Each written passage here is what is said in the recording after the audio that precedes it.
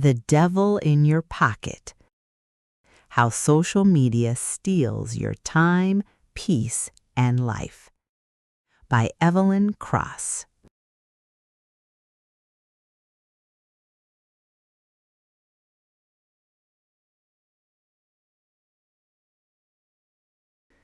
The thing you check before your own life. At 6:42 in the morning, Ethan Vale opened his eyes and reached for the devil before he reached for his own life. The room was still dark. The city outside had not yet fully begun.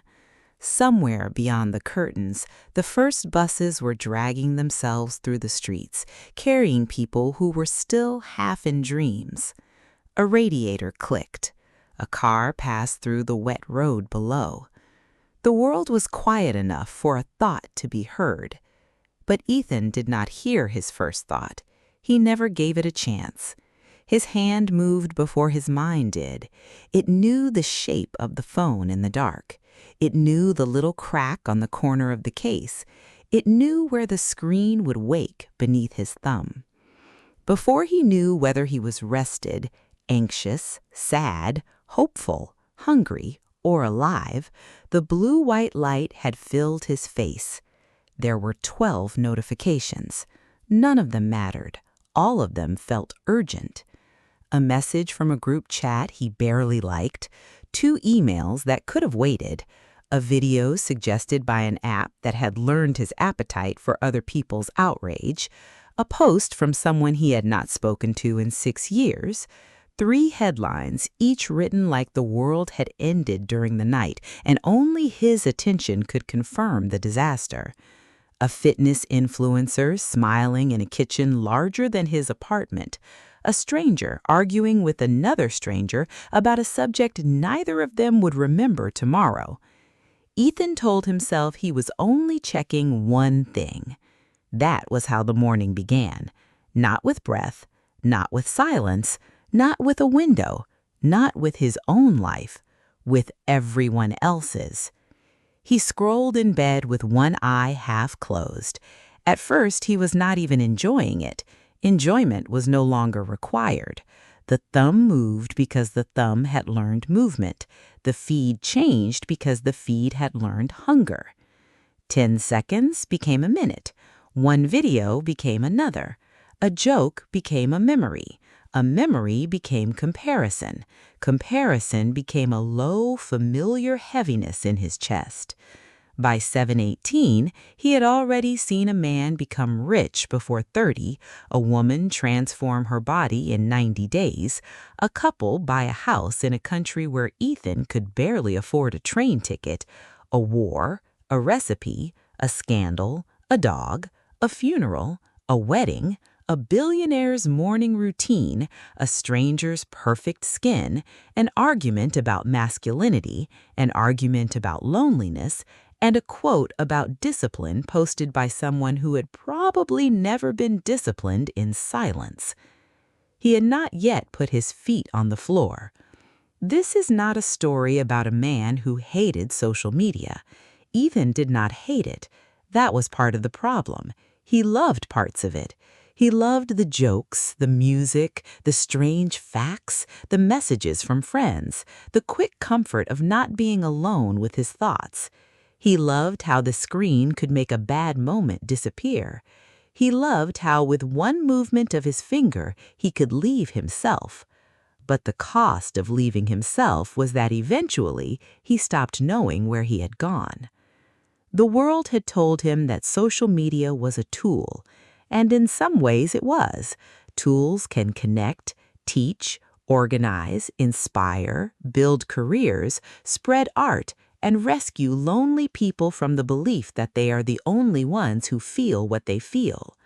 A tool is not evil because it is powerful. A tool becomes dangerous when it begins using the hand that holds it. Ethan did not notice the transfer of power. Almost nobody does. It did not happen in one dramatic surrender. There was no contract, no thunder, no voice from the glass. The devil in his pocket did not arrive with horns. It arrived as convenience. It arrived as entertainment. It arrived as a connection. It arrived as a small, bright rectangle that promised he would never again have to wait, wonder, feel bored, feel awkward, or sit alone in the room of his own mind. That was the first bargain. No more silence. The second bargain came later. No more peace. This book is not an order to disappear from the internet. It is not a sermon against technology. It is not a fantasy about returning to a simpler time that never fully existed. The modern world is here. The screen is here. The algorithm is here. Work, friendship, art, politics, business, education, memory, and desire all move through digital spaces now. The question is not whether you will use them. The question is whether you will still be there while you do. Because the tragedy of social media is not only that it steals time. Time can be measured. Your phone can tell you how many hours disappeared. The deeper theft is quieter. The attention that never becomes a book, the boredom that never becomes an idea, the loneliness that never becomes a conversation, the pain that never becomes understanding, the mourning that never becomes yours. Ethan would learn this slowly. He would fail first. He would delete apps and download them again.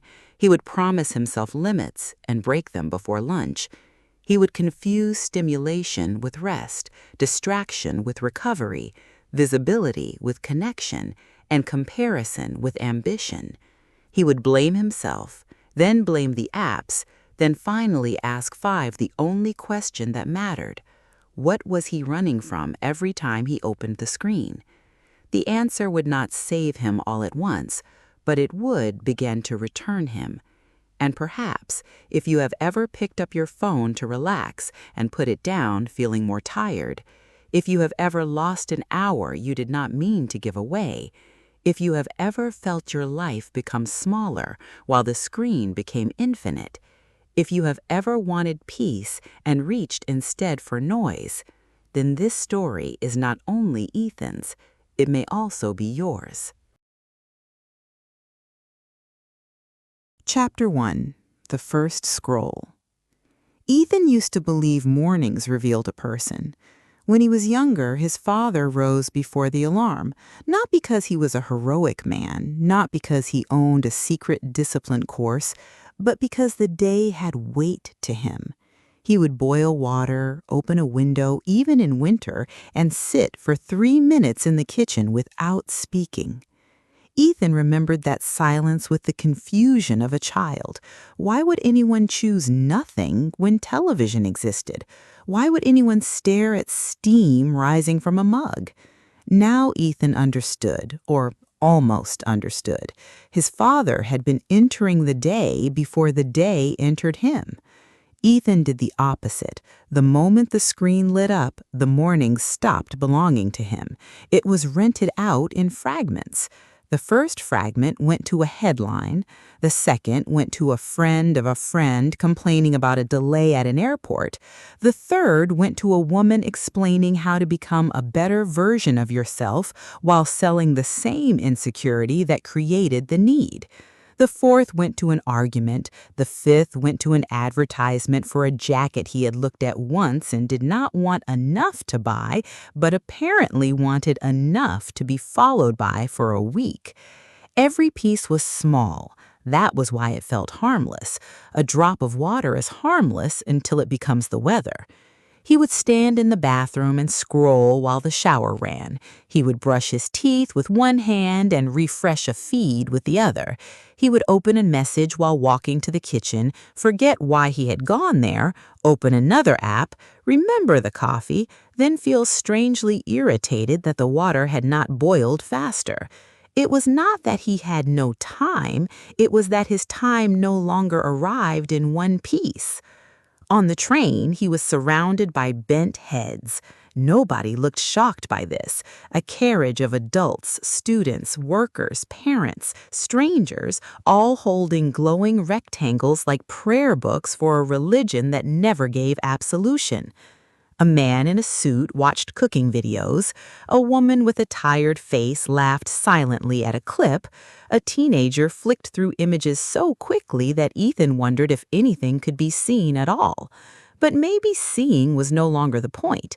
Maybe the point was simply not stopping. The first scroll of the day teaches the brain a lesson. Before reality, there is feed. Before effort, there is reward. Before thought, there is input.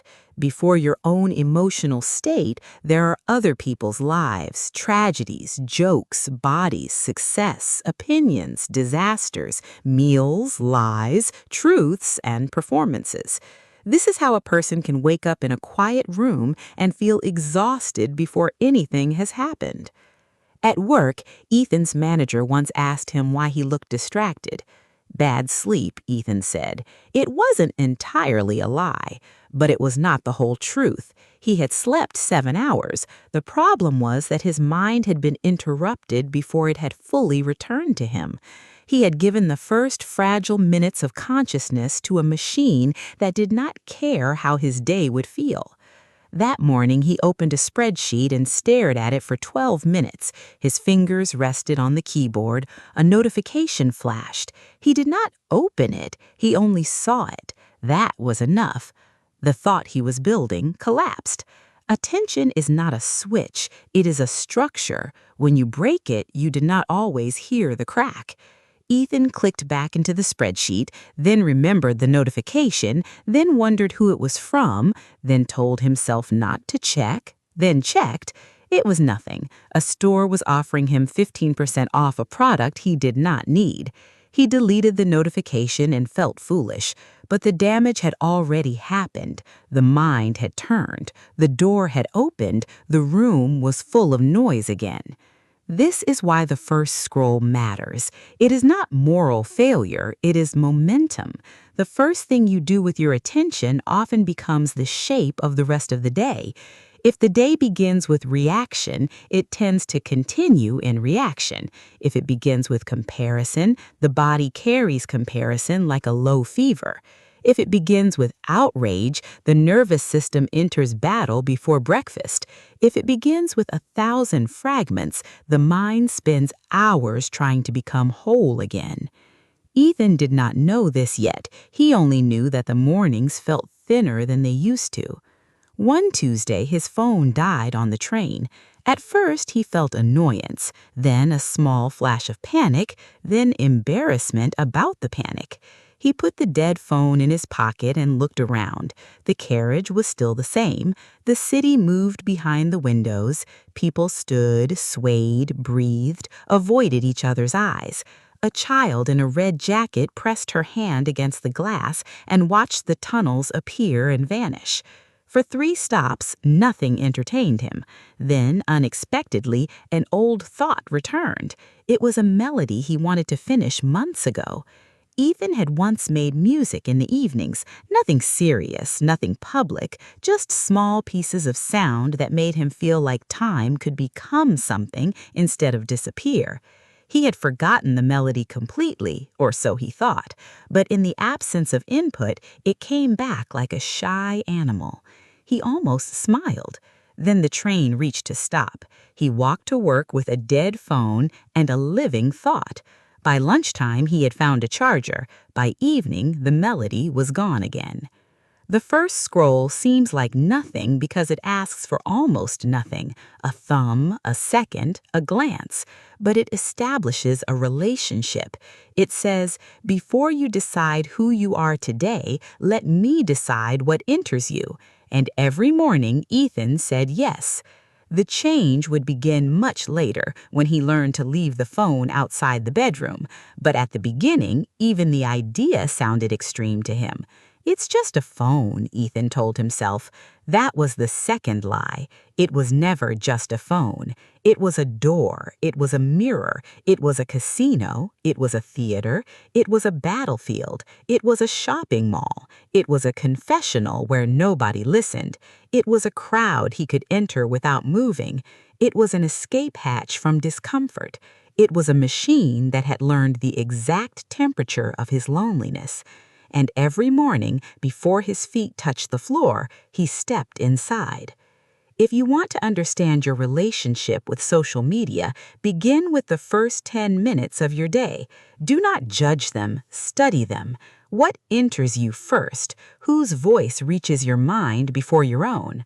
What emotion does the screen give you before breakfast? Urgency, envy, amusement, fear, desire, emptiness? The morning is not only a time of day, it is a gate. Be careful what you let through it. Chapter 2. Designed to Hold You. The most comforting lie about social media is that we are simply choosing it. Choice is a beautiful word. It makes us feel sovereign. It suggests a calm person standing before options, weighing them, selecting one, and accepting responsibility. Ethan liked that idea. It allowed him to believe he was in control, even when his own behavior kept proving otherwise.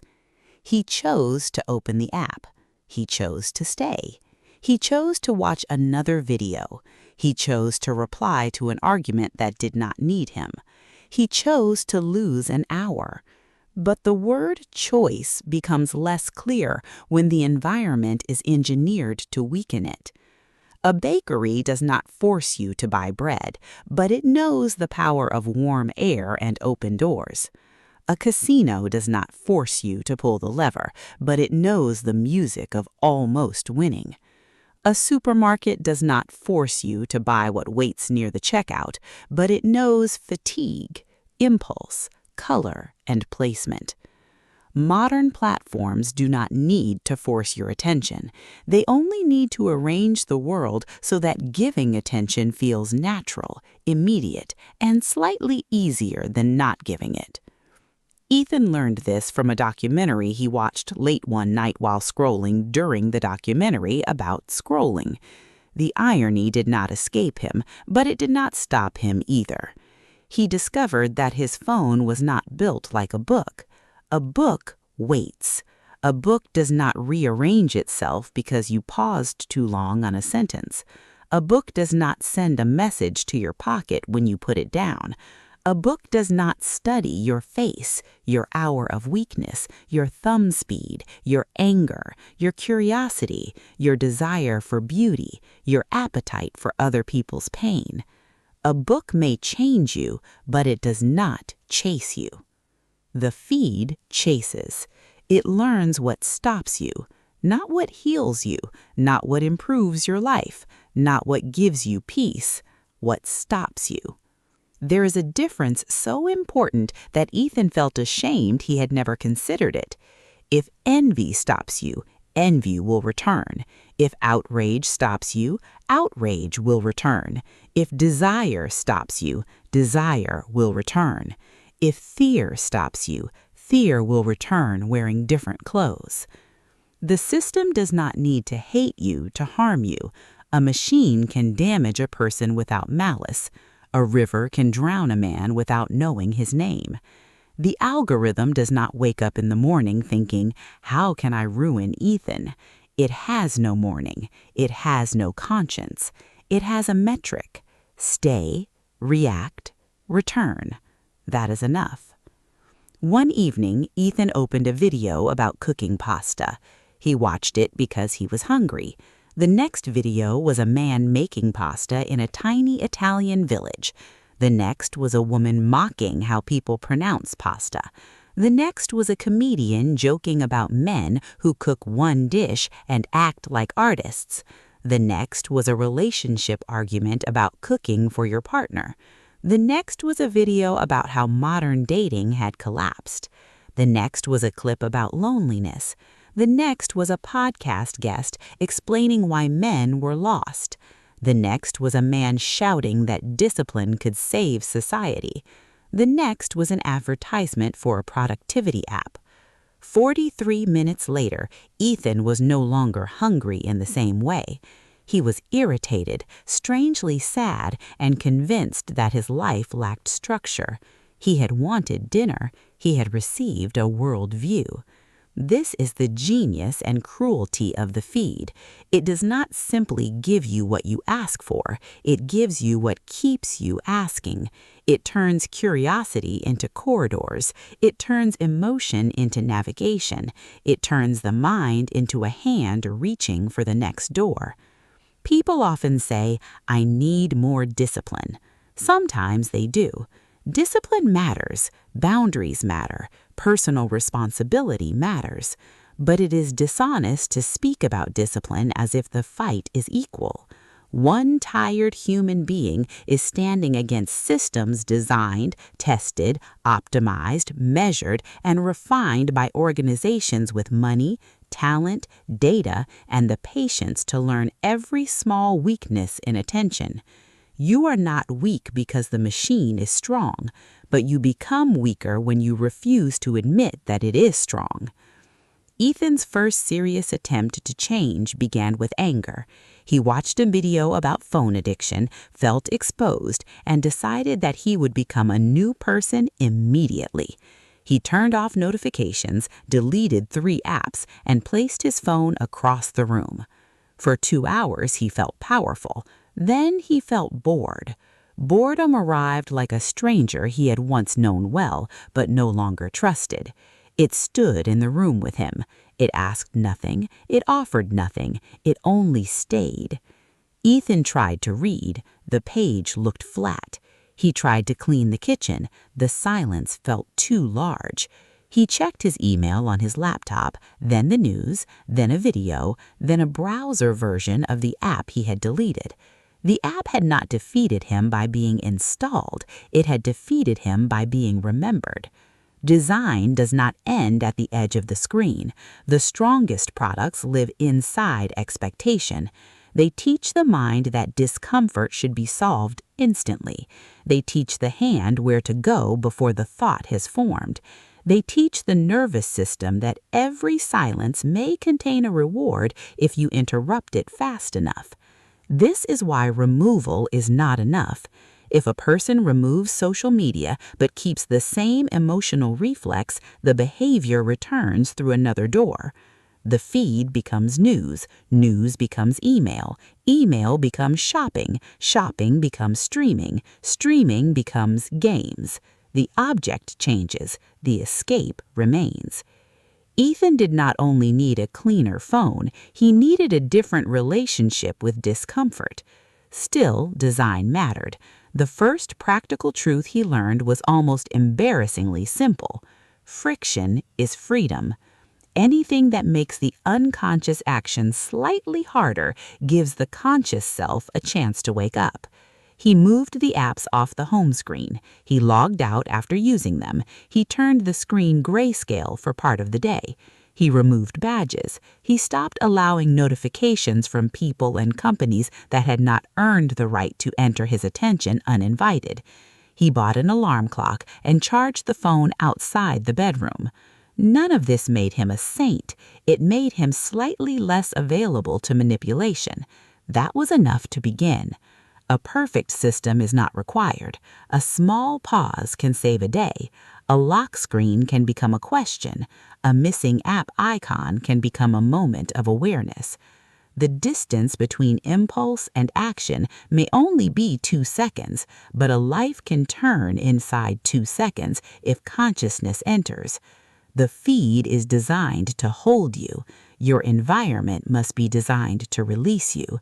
This is not paranoia, it is architecture. You are already living inside someone's design. The only question is whether any part of that design belongs to you. Ethan began writing a sentence on a sticky note and placing it beside his desk. What did I come here to do?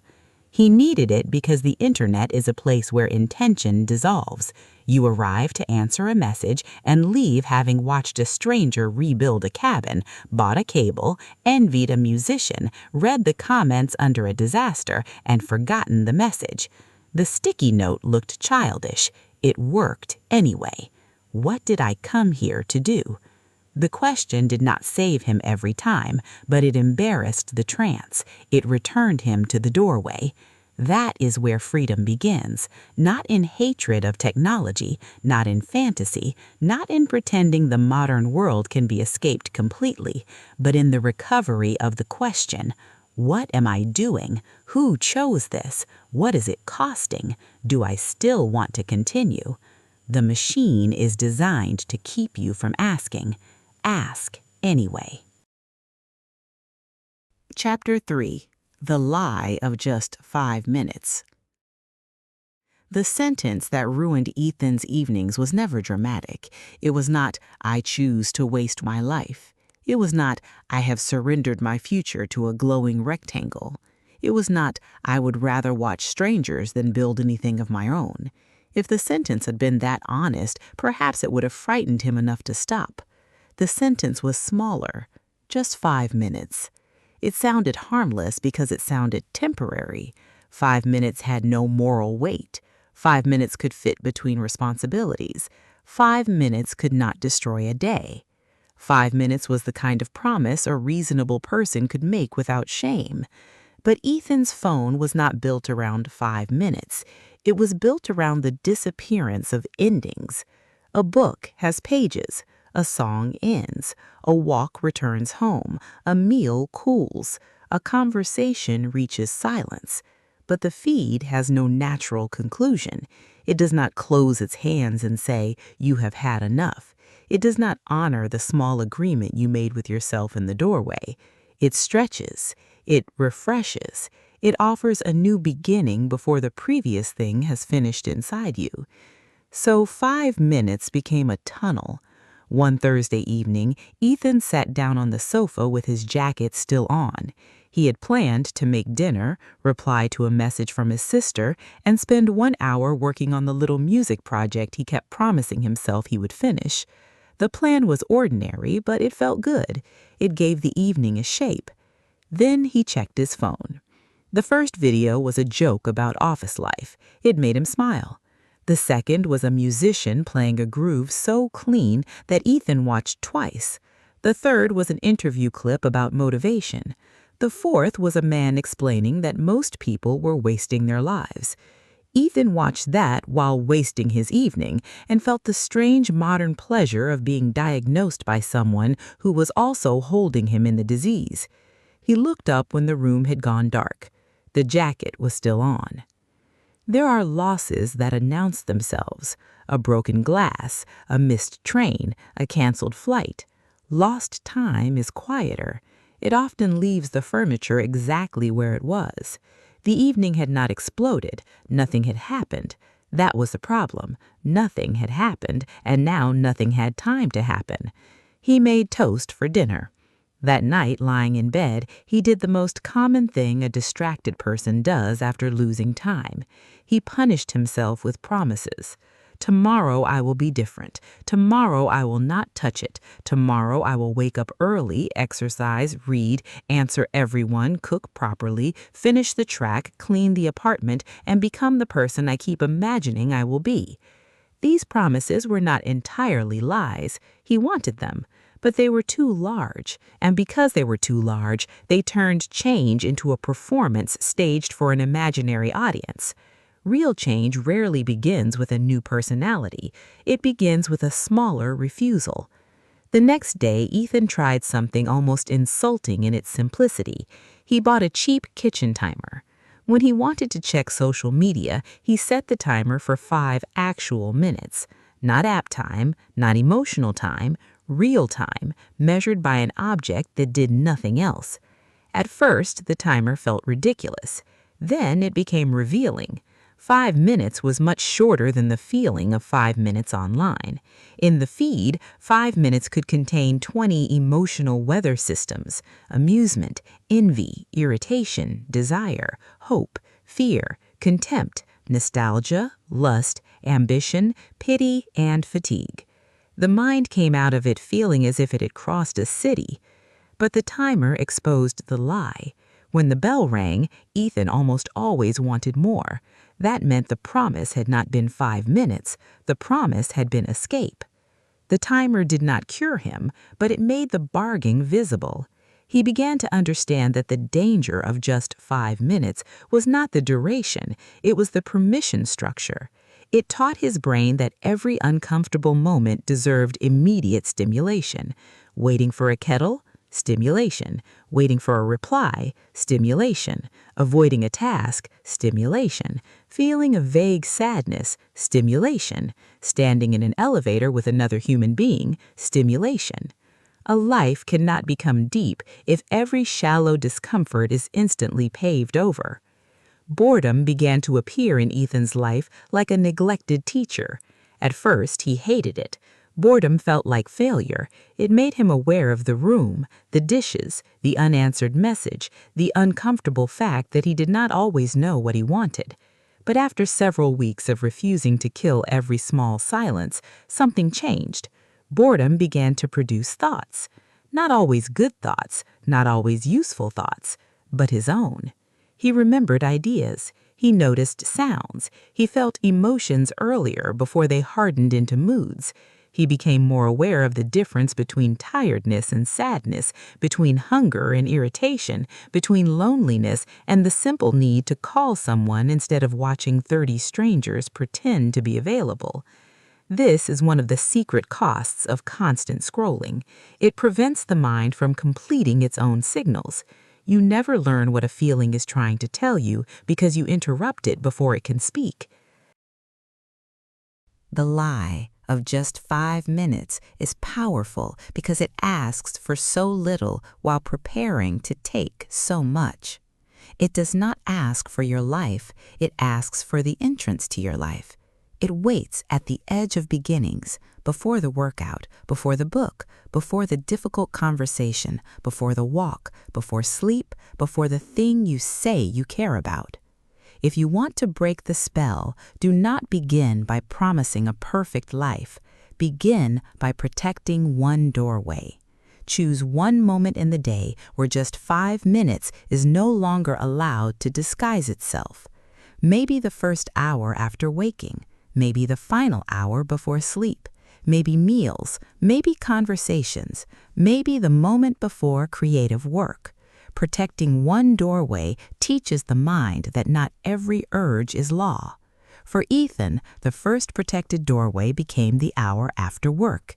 He would come home, place the phone in a drawer, change clothes, drink water, and sit for 10 minutes before deciding what the evening needed. Sometimes he still failed. Sometimes he opened the drawer as if pulled by a string. But sometimes he did not. And in those evenings, 5 minutes stopped becoming a tunnel. They became a choice again. Chapter 4. The Comparison Machine. Ethan did not wake up hating his life. That is important. Most mornings before the screen, his life felt ordinary. Not perfect, not cinematic, but livable. There was coffee, work, unpaid bills, old dreams, kind messages, laundry, half-finished music on his laptop, a body that was not in the shape he wanted but still carried him through the city, a family complicated enough to be real, friends he loved but saw too rarely, and a future that sometimes frightened him because it had not yet become specific. Then he opened social media, and ordinary began to look like failure. The comparison did not arrive as a clear sentence. It arrived as atmosphere. A man from school announced a promotion. A woman from university posted photos from a bright coastline. A creator his age bought a studio. Someone younger had abs. Someone older looked younger. Someone with no visible talent had attention. Someone with great talent had discipline.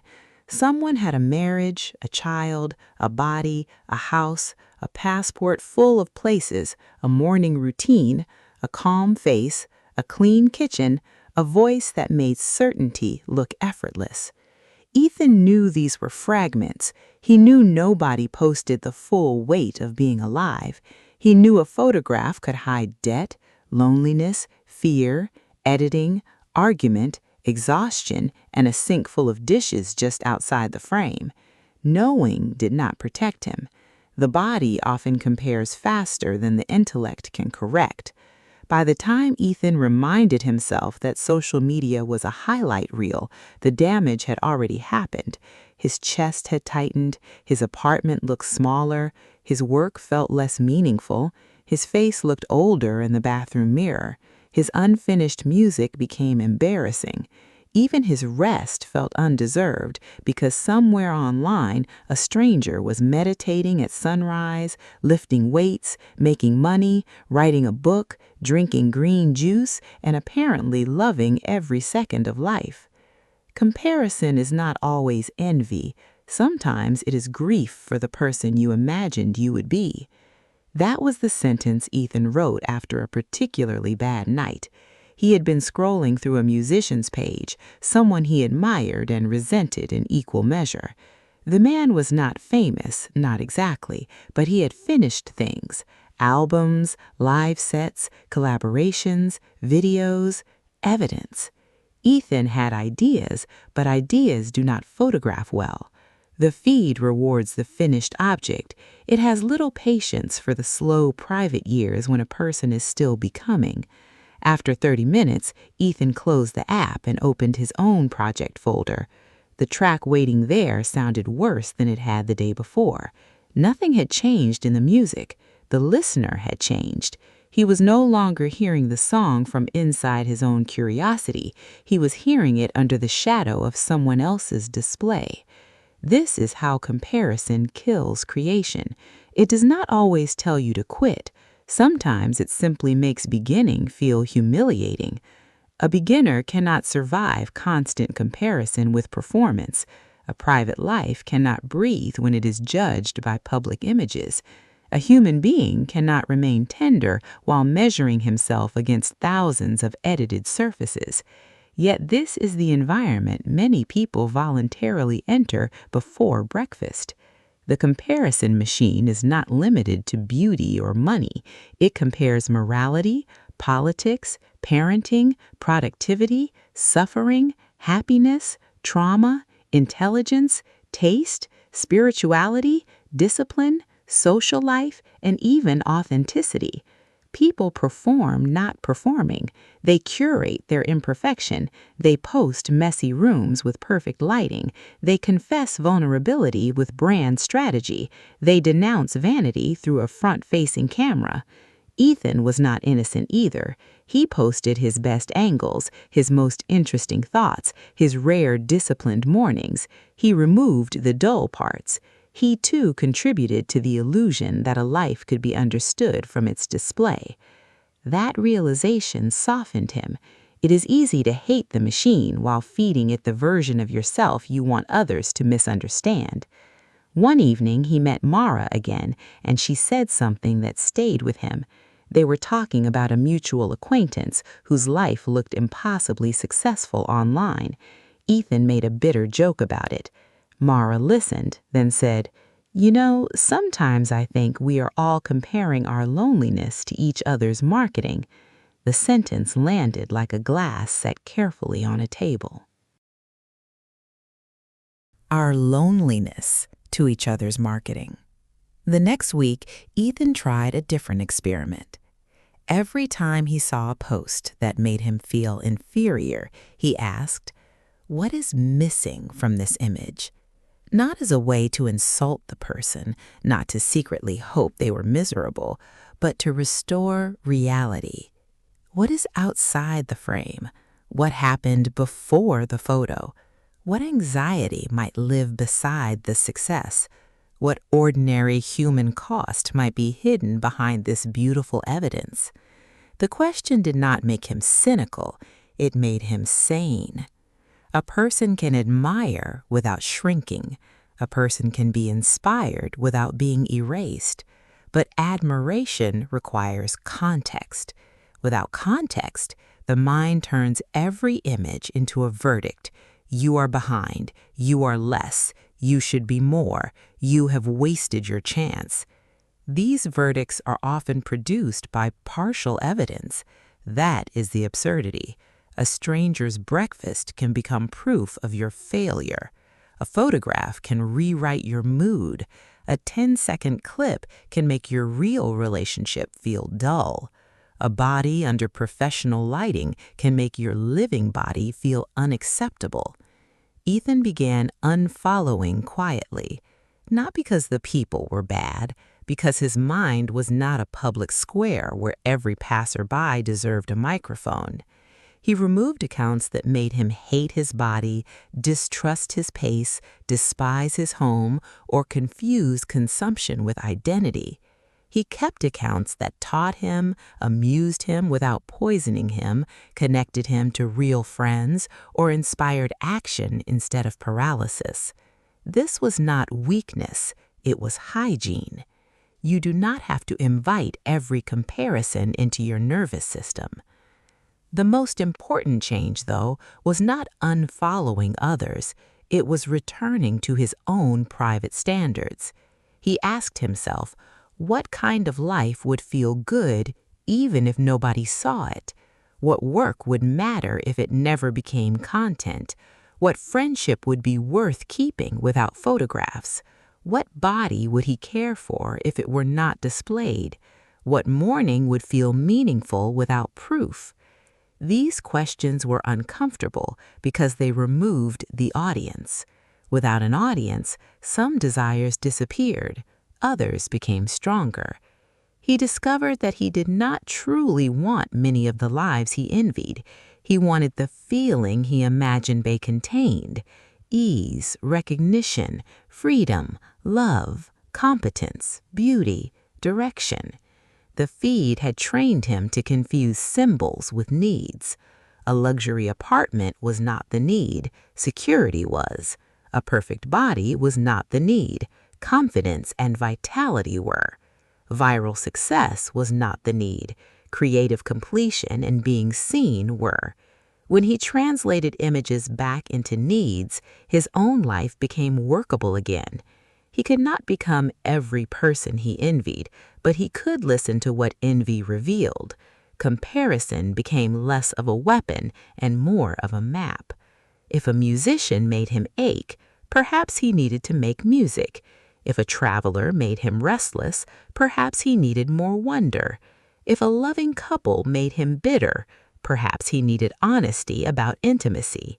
If a disciplined person made him defensive, perhaps he needed one small promise kept. The comparison machine still existed. It would always exist. Humans compared long before screens, but screens changed the scale, speed, intimacy, and frequency of comparison. They placed thousands of lives into the small private room where a person used to meet only himself. So Ethan became careful about who entered that room. Ordinary life did not become glamorous, it became breathable. Chapter 5. Rest that makes you tired.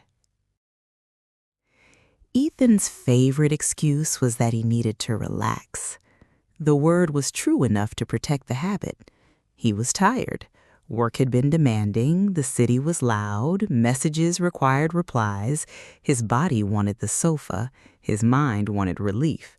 So when he opened the phone after dinner and disappeared for an hour, he called it rest. But real rest leaves something behind. After a walk, the body feels used in a clean way. After a conversation with someone safe, the chest loosens. After sleep, if the night is kind, the mind returns with edges softened.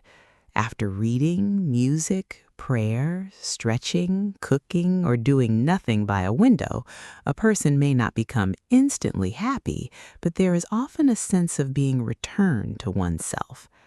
After scrolling, Ethan often felt robbed. Not always. Sometimes he laughed. Sometimes he learned something. Sometimes a message from a friend genuinely lifted him. The problem was not that every moment online was poison. The problem was that he used the same door for everything: boredom, fatigue, loneliness, entertainment, research, avoidance, connection, desire, numbness, and rest. When one tool becomes the answer to every state, it slowly becomes the master of all states. One Friday night, after a long week, Ethan promised himself a quiet evening. He ordered food, changed into old clothes, and decided not to work on anything. No guilt, no productivity performance, just rest. Then he opened a video app while waiting for the food to arrive. The first half hour felt pleasant. Then he kept going. The food arrived, and he watched while eating. He watched while the food went cold. He watched while the room darkened. He watched after he stopped laughing. He watched after he stopped choosing. The app continued offering pieces of life, and because none of them required him to stand up, he accepted them. At midnight, he closed the screen and felt a tiredness deeper than the one he had tried to treat. This is the paradox of digital exhaustion. The activity feels easier than rest, but often leaves the nervous system less restored. Scrolling can mimic rest because it removes effort. It asks almost nothing physically. It provides novelty without movement, company without vulnerability, drama without responsibility, humor without social risk, beauty without patience, and information without commitment. To a tired brain, this looks like mercy, but ease is not the same as restoration. The nervous system does not only need low effort, it needs safety, rhythm, depth, and completion. The feed rarely provides completion. It opens loops. Each video invites another. Each headline opens uncertainty. Each comment section invites judgment. Each image invites assessment. Each notification teaches the body that something may require response. The mind cannot fully rest in a place that keeps asking it to react. Ethan began noticing the difference between pleasure and peace. Social media gave him quick pleasures: jokes, novelty, outrage, flirtation, discovery, the tiny satisfaction of being informed, the small vanity of being seen. Peace was different. Peace was slower and less impressive. Peace was washing a cup without a podcast. Peace was sitting with a guitar and no plan. Peace was walking to the store without turning the walk into content. Peace was going to bed before the mind became overbright. At first, peace felt boring because he had mistaken stimulation for aliveness. This is common. When a person is overstimulated, calm can feel like deprivation. The body has learned a higher emotional volume. Silence seems empty. Slow activities seem pointless. A book feels flat beside a feed that changes every few seconds. A real conversation feels demanding beside infinite passive company. So people return to the thing that made stillness difficult and call it comfort. Ethan did this for years. His first real alternative was not noble, it was a chair. He moved an old armchair next to the window and made a rule that the chair was not for the phone. Nothing mystical, no incense, no aesthetic lifestyle announcement, just a chair and a boundary. If he sat there, he could drink tea, read, think, listen to music, stare outside, or do nothing. The phone stayed on the kitchen counter. The first time, he lasted 6 minutes. The second time, 11. By the end of the month, the chair had become a place his body recognized. Not excitement, not escape, recovery. He began to understand why rituals matter. A ritual tells the nervous system what kind of time it has entered. Social media had colonized too many rituals: waking, eating, waiting, resting, sleeping. Ethan needed physical rituals to reclaim those territories. He created a short evening sequence: phone on the counter, lamp on, water, 10 slow breaths, 1 real-world activity before any screen. Sometimes the activity was reading 2 pages. Sometimes it was cleaning the kitchen. Sometimes it was stretching his back. Sometimes it was writing 1 sentence about the day. The point was not achievement. The point was to remind himself that rest could begin without the feed. A person who cannot rest without stimulation becomes easy to control. That sentence became one of the central warnings of his recovery. If your exhaustion always sends you to the same platform, the platform does not need to capture your best self. It only has to wait for your tired self. And the tired self is generous. It gives away tomorrow's sleep for tonight's distraction. It trades depth for numbness. It accepts whatever is easiest because the harder forms of rest require a person to feel the tiredness before healing it. Real rest often begins with feeling how tired you are. That is why people avoid it. When Ethan turned off the screen, he sometimes felt sadness rise. Not dramatic sadness, just the quiet grief of a day spent too thinly. He felt the ache of wanting a life with more music, more friendship, more courage. The phone had helped him avoid that ache, but avoiding the ache had also prevented the life from changing. Rest is not always pleasant at first. Sometimes rest removes the noise that was covering the truth. This does not mean every evening must become a monastery. Ethan still watched films. He still enjoyed the internet. He still wasted time sometimes, and sometimes the waste was harmless. But he stopped calling everything rest. He became more precise. This is entertainment. This is connection. This is avoidance. This is learning. This is numbing. This is actual rest. Precision gave him power. Once he named the behavior honestly, he could choose it honestly. If he wanted entertainment, fine. If he wanted numbness, he had to admit it. If he wanted rest, he had to ask what would leave him more whole afterward. The answer was often less exciting than the feed. It was also kinder. Chapter 6. The Algorithm and the Wound. The algorithm did not need to understand Ethan. It only needed to predict him. There is a difference between being known and being measured. To be known is to be held in context. A friend knows the story behind your silence. A lover knows when your joke is hiding shame. A sibling knows the old wound under the new argument.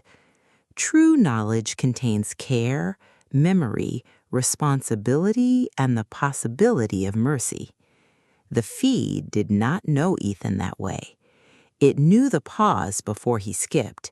It knew the faces that stopped him. It knew that anger kept him longer than peace.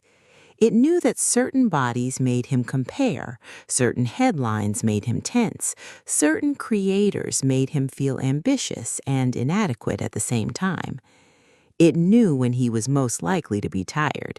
It knew what he watched late at night but would not search in the morning.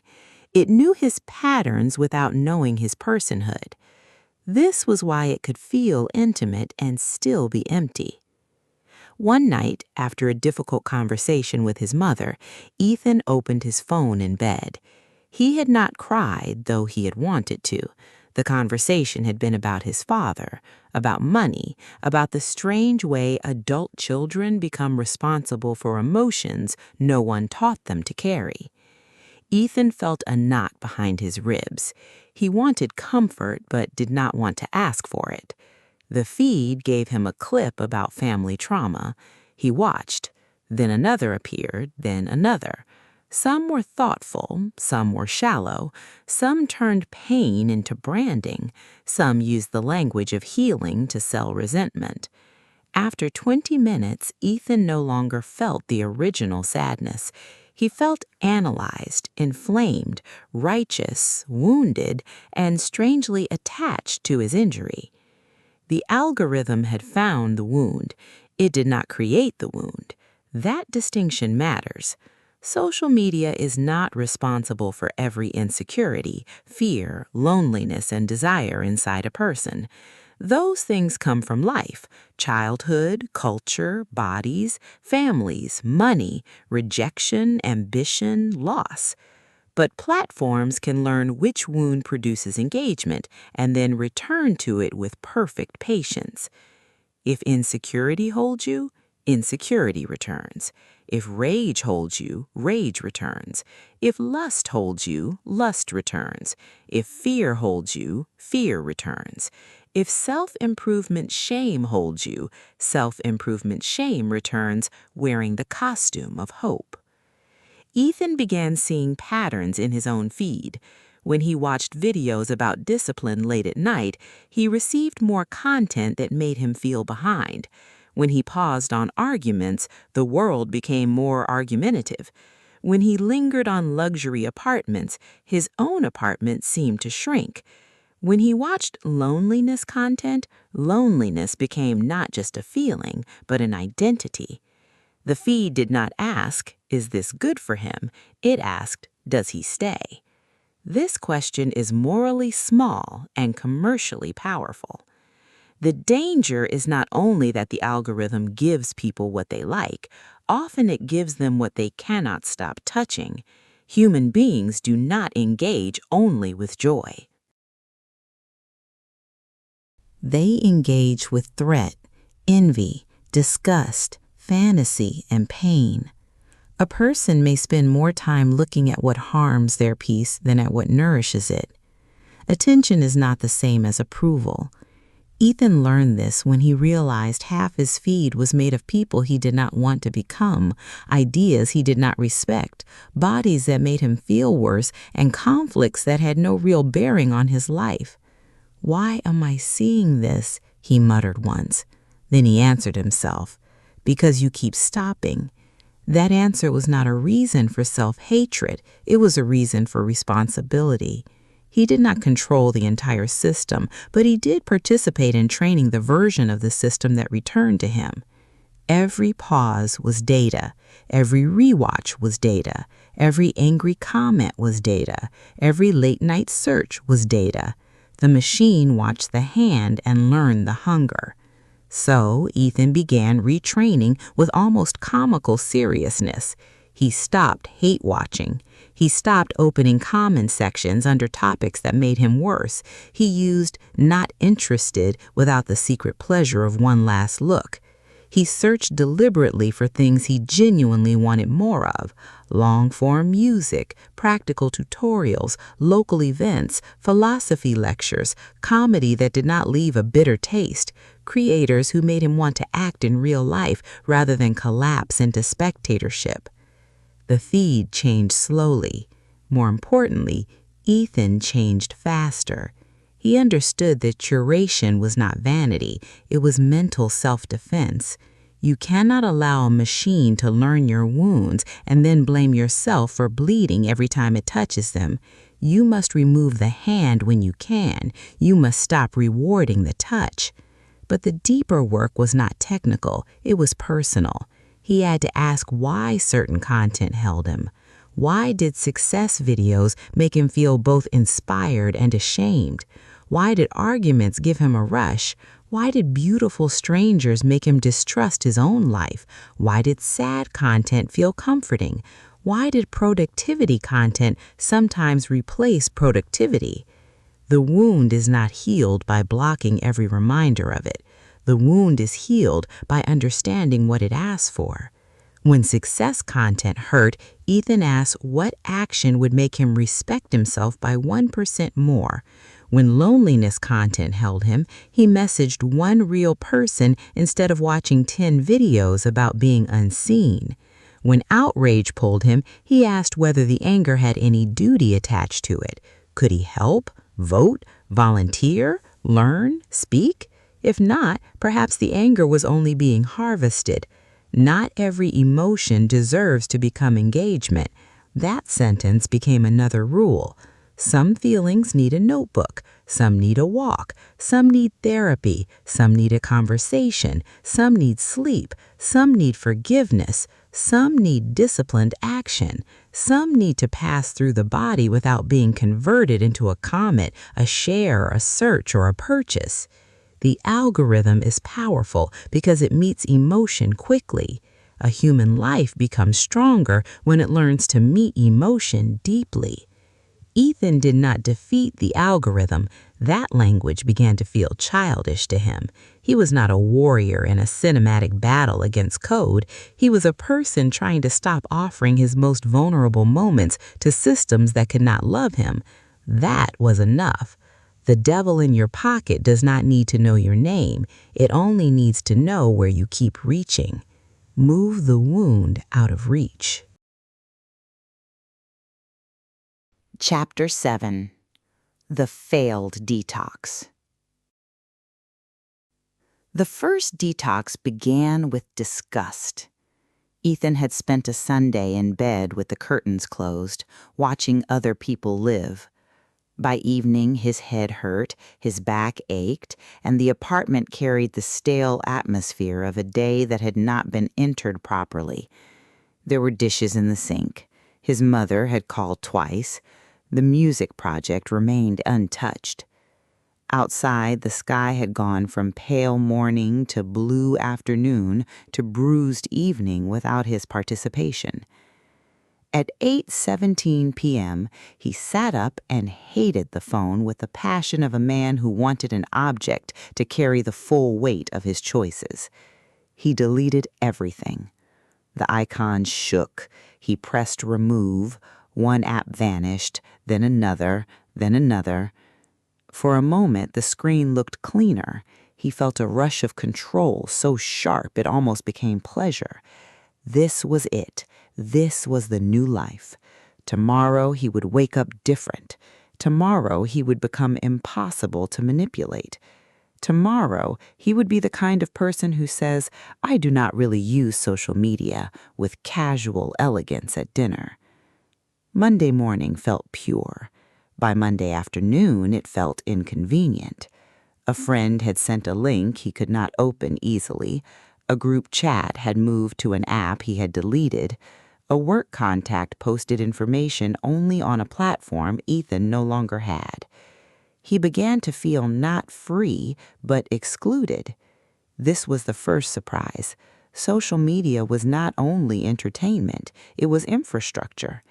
It carried invitations, jokes, news, work, memory, flirtation, status, belonging, and the small signals by which modern people prove they are still reachable.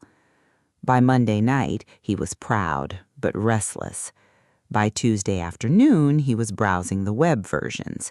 By Tuesday night, one app was back. He told himself it was necessary. By Thursday, all of them had returned. The shame was worse than the relapse.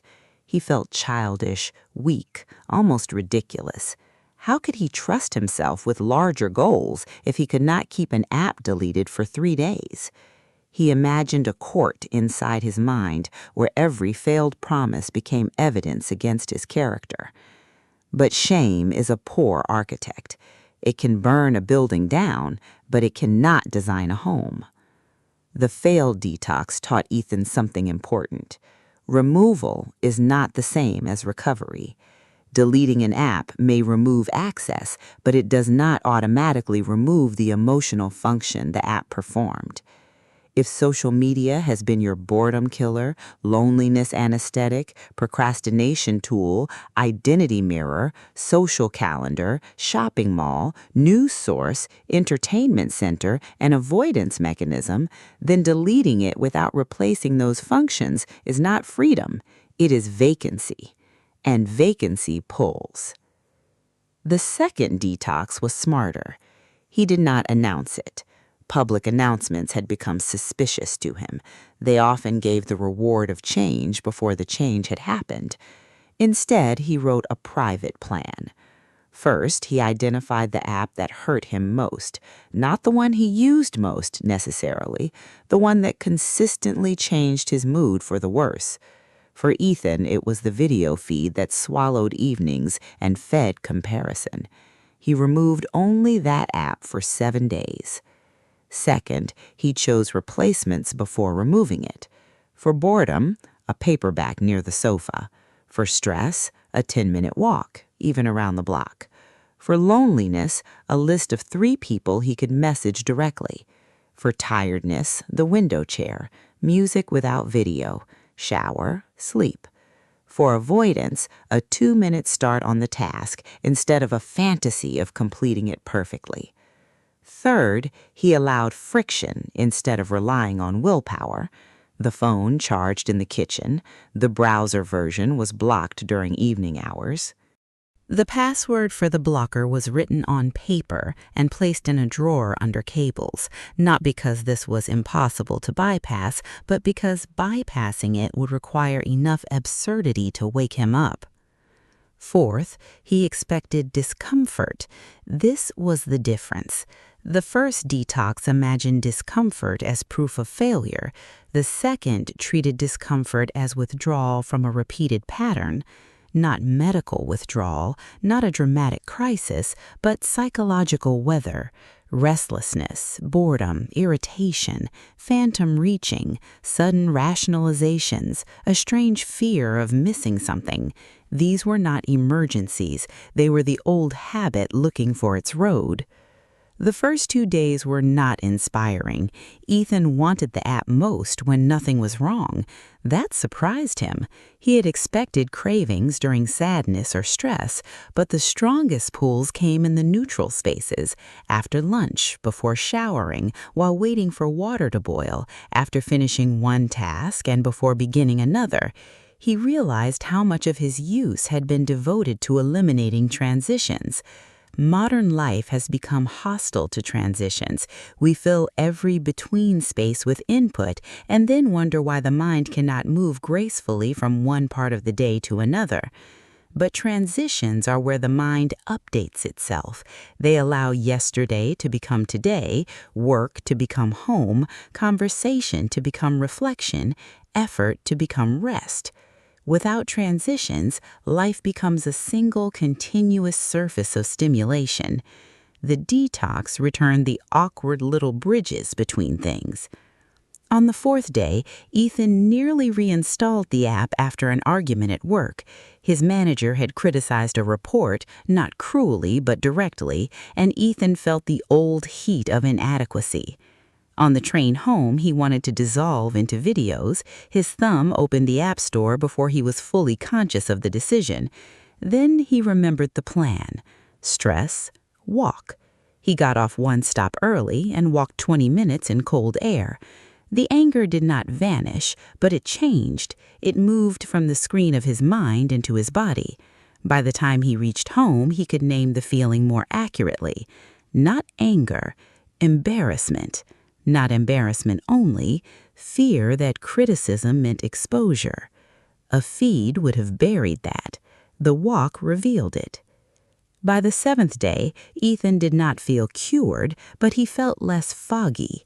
More importantly, he had gathered evidence that an urge could rise, crest, and fall without being obeyed. This evidence mattered more than motivation. Motivation is a mood. Evidence is a foundation. He reinstalled the app on the 8th day, but not on the home screen. He logged in only on specific days with a timer, sitting at the desk rather than lying in bed. Sometimes he still lost time, but the old totality had broken. The app was no longer everywhere. A detox should not be a punishment for being human. It should be a laboratory. You step away to see what happens when the noise stops. You observe what emotions appear. You discover which parts of the platform were useful and which were parasitic. You test your identity without constant input. Then you return, if you return, with terms.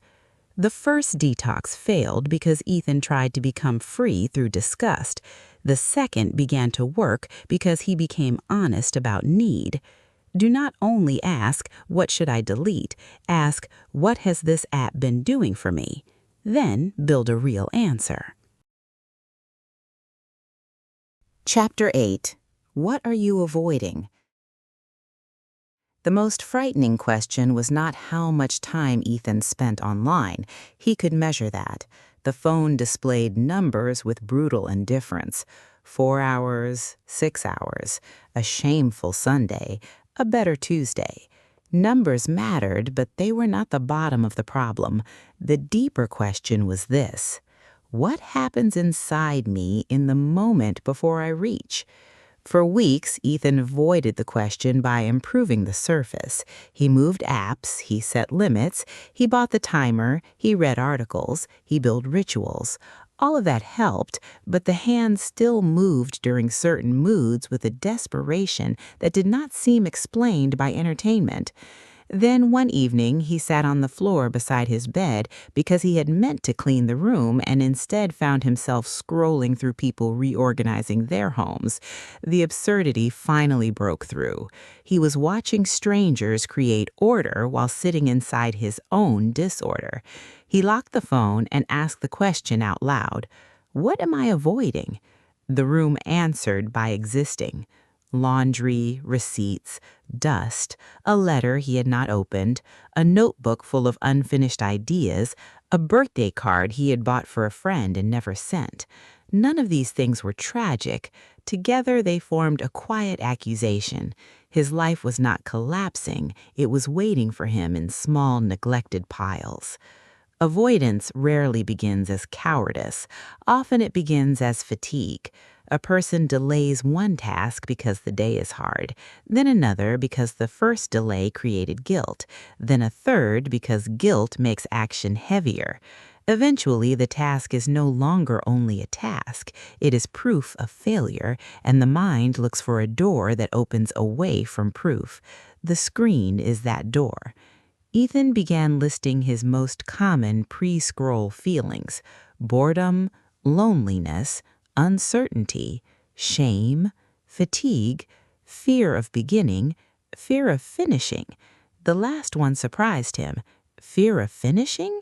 He had always thought unfinished work was a sign of laziness, but finishing meant judgment. A finished song could be bad. An unfinished song could remain full of potential. A finished message could disappoint someone. An unfinished dream could still be perfect in imagination. Social media offered a strange refuge from completion. Online, everything could remain in motion. Nothing had to be resolved. There was always another clip, another opinion, another possibility. The feed was an infinite postponement disguised as activity. One night, Ethan opened his music file and felt the familiar resistance. The track needed structure, decisions, a beginning, middle, and end. Instead of working, he reached for the phone. This time he caught the movement and placed the phone face down. "I am afraid it will be bad," he said. The sentence embarrassed him. It also freed him. The moment a vague urge becomes a precise truth, it loses some of its magic. The phone had promised to remove the feeling, but naming the feeling did something better. It made the feeling human. He worked on the track for 12 minutes, not an hour, not a heroic session, 12 minutes. It was bad in places. It was also alive.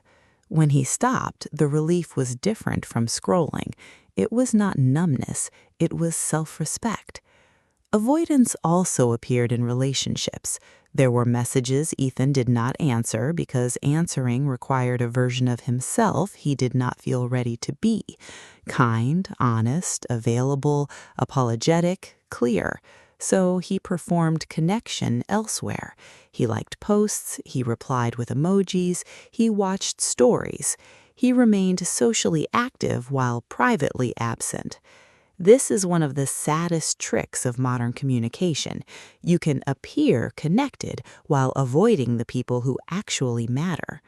A friend once wrote, "Are you okay? You have been distant." Ethan read the message, felt guilt, and opened another app. For 20 minutes, he watched strangers discuss emotional maturity. The irony was almost too perfect to be useful. Later, when he finally replied honestly, the conversation was awkward but warm. His friend did not need a polished explanation. He needed presence. Ethan realized he had been avoiding not only conflict, but intimacy. Intimacy asks for a whole person. The feed accepts fragments. Why do we avoid ourselves? Because the self contains unfinished business. Regret, desire, grief, ambition, old anger, the knowledge that time is passing, the memory of promises made privately and broken quietly, the fear that we may need to change not our apps but our lives. Social media becomes dangerous when it helps us avoid the exact discomfort that would have guided us toward repair. This does not mean every scroll hides a wound. Sometimes a joke is just a joke. Sometimes entertainment is healthy. Sometimes the internet is useful and beautiful. But if you repeatedly return from the screen with less peace than you brought it to, something is asking to be examined. Ethan developed a practice he called the 10-second honesty. Before opening an app, he paused for 10 seconds and completed one sentence. Right now, I am trying not to feel. Sometimes the answer was simple, tired. Sometimes it was ugly, jealous. Sometimes it was tender, lonely. Sometimes it was unclear, and that was fine. The point was not perfect insight.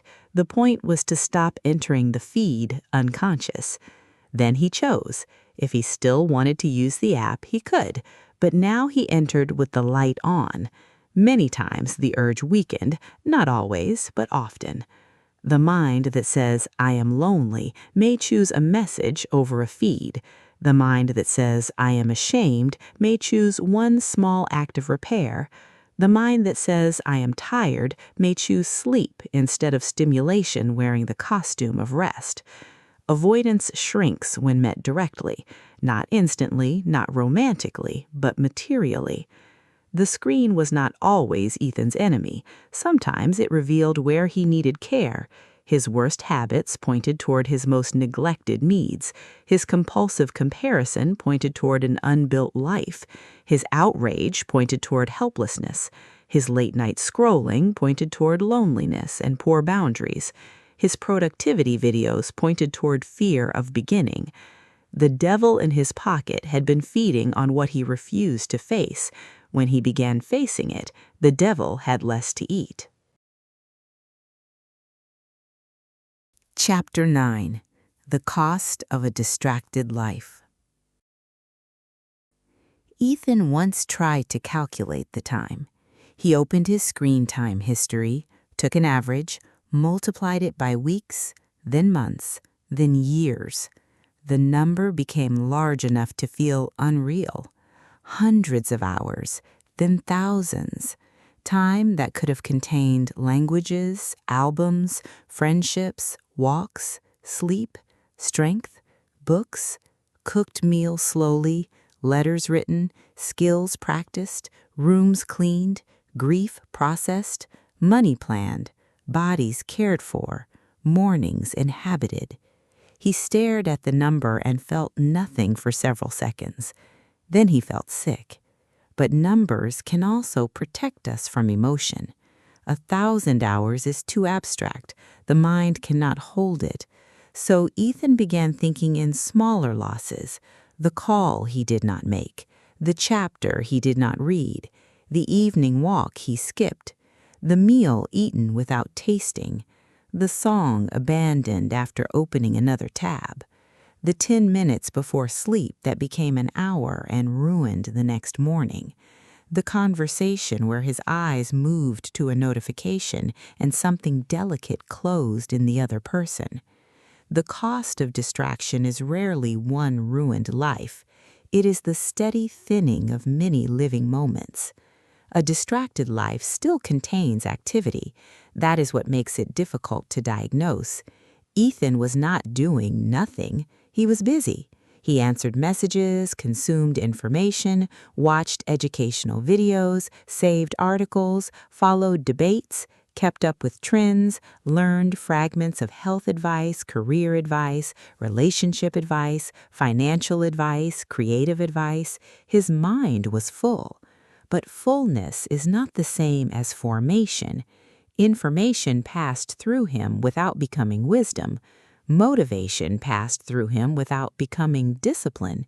Emotion passed through him without becoming intimacy. Inspiration passed through him without becoming work.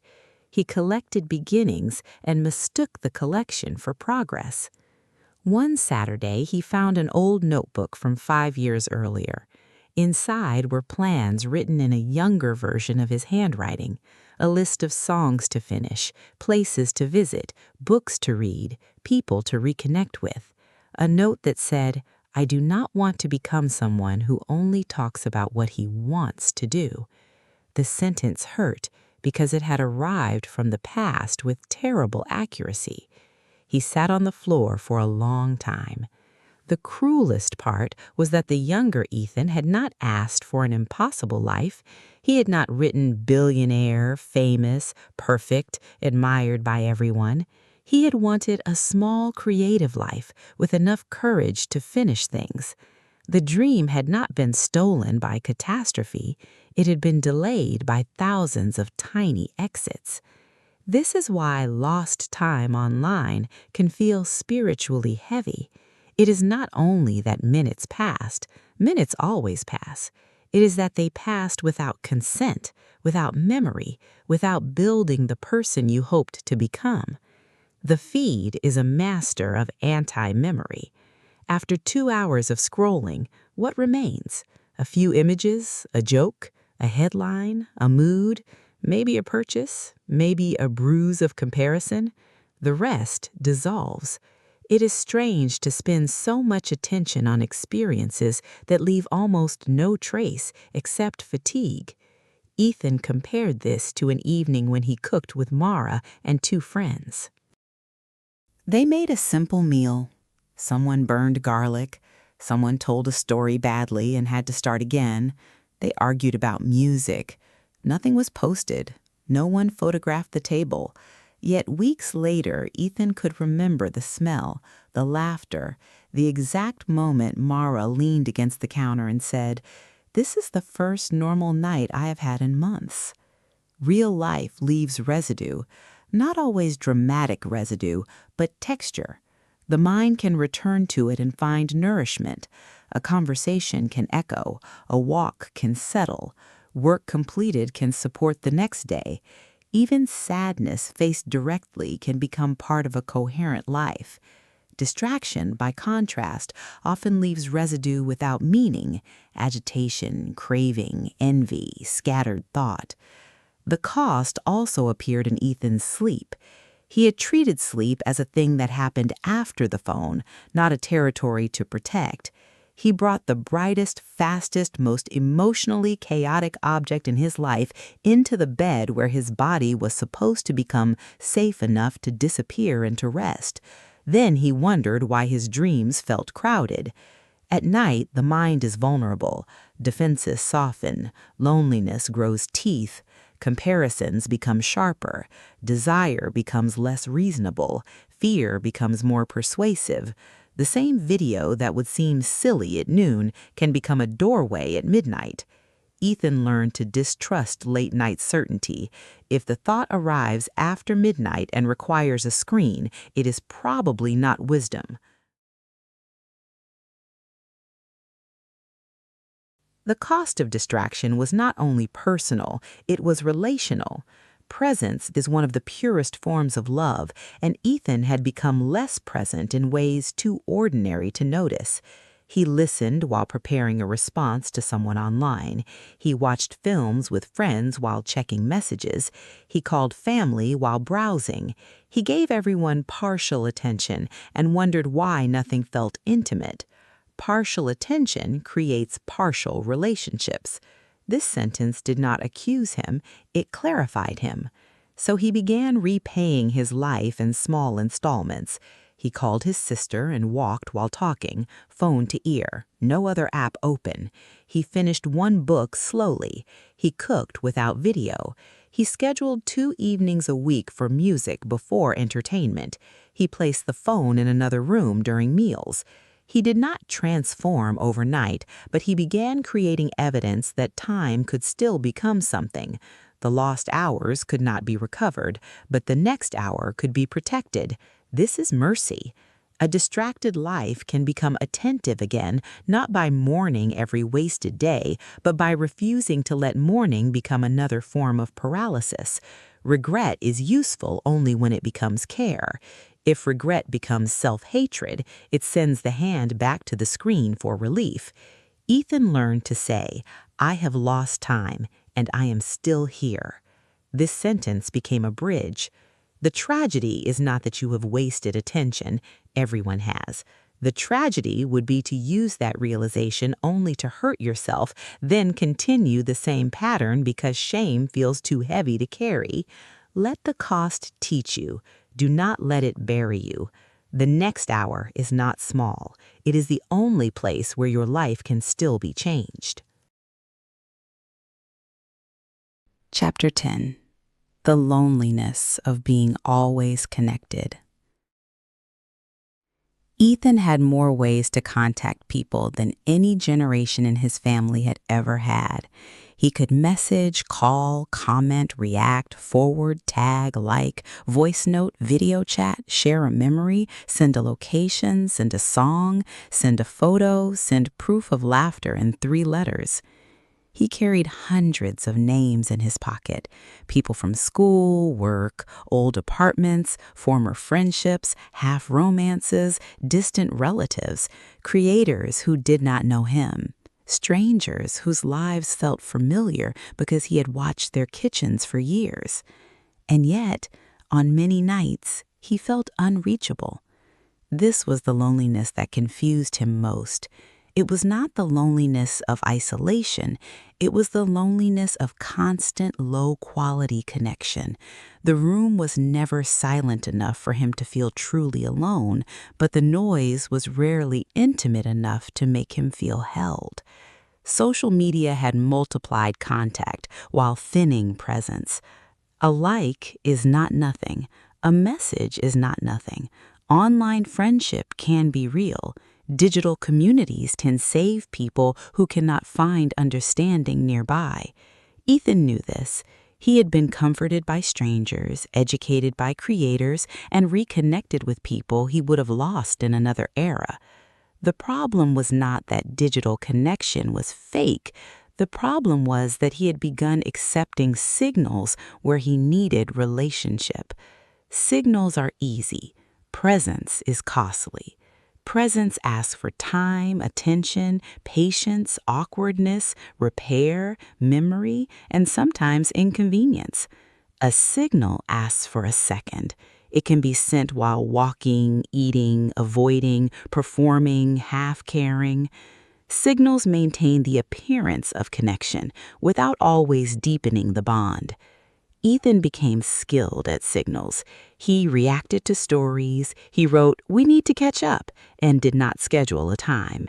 He liked birthdays instead of calling. He watched major events in friends' lives through posts and felt both informed and distant.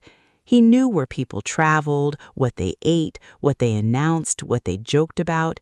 He did not always know what they feared. One night, he saw a post from an old friend named Daniel. New job, smiling face, polished caption. Ethan almost liked it and moved on. Then he remembered something. Years earlier, Daniel had called him during a terrible breakup and cried in a parking lot. That memory belonged to another kind of friendship, one not optimized for speed. Ethan sent a real message, not "Congrats, bro." A paragraph, specific, warm, asking how Daniel actually felt about the change. The reply came 2 days later. Daniel admitted he was proud, but terrified, lonely in the new city, and unsure whether the job was right. The polished post had been true, but incomplete. Most lives are. That conversation lasted a week.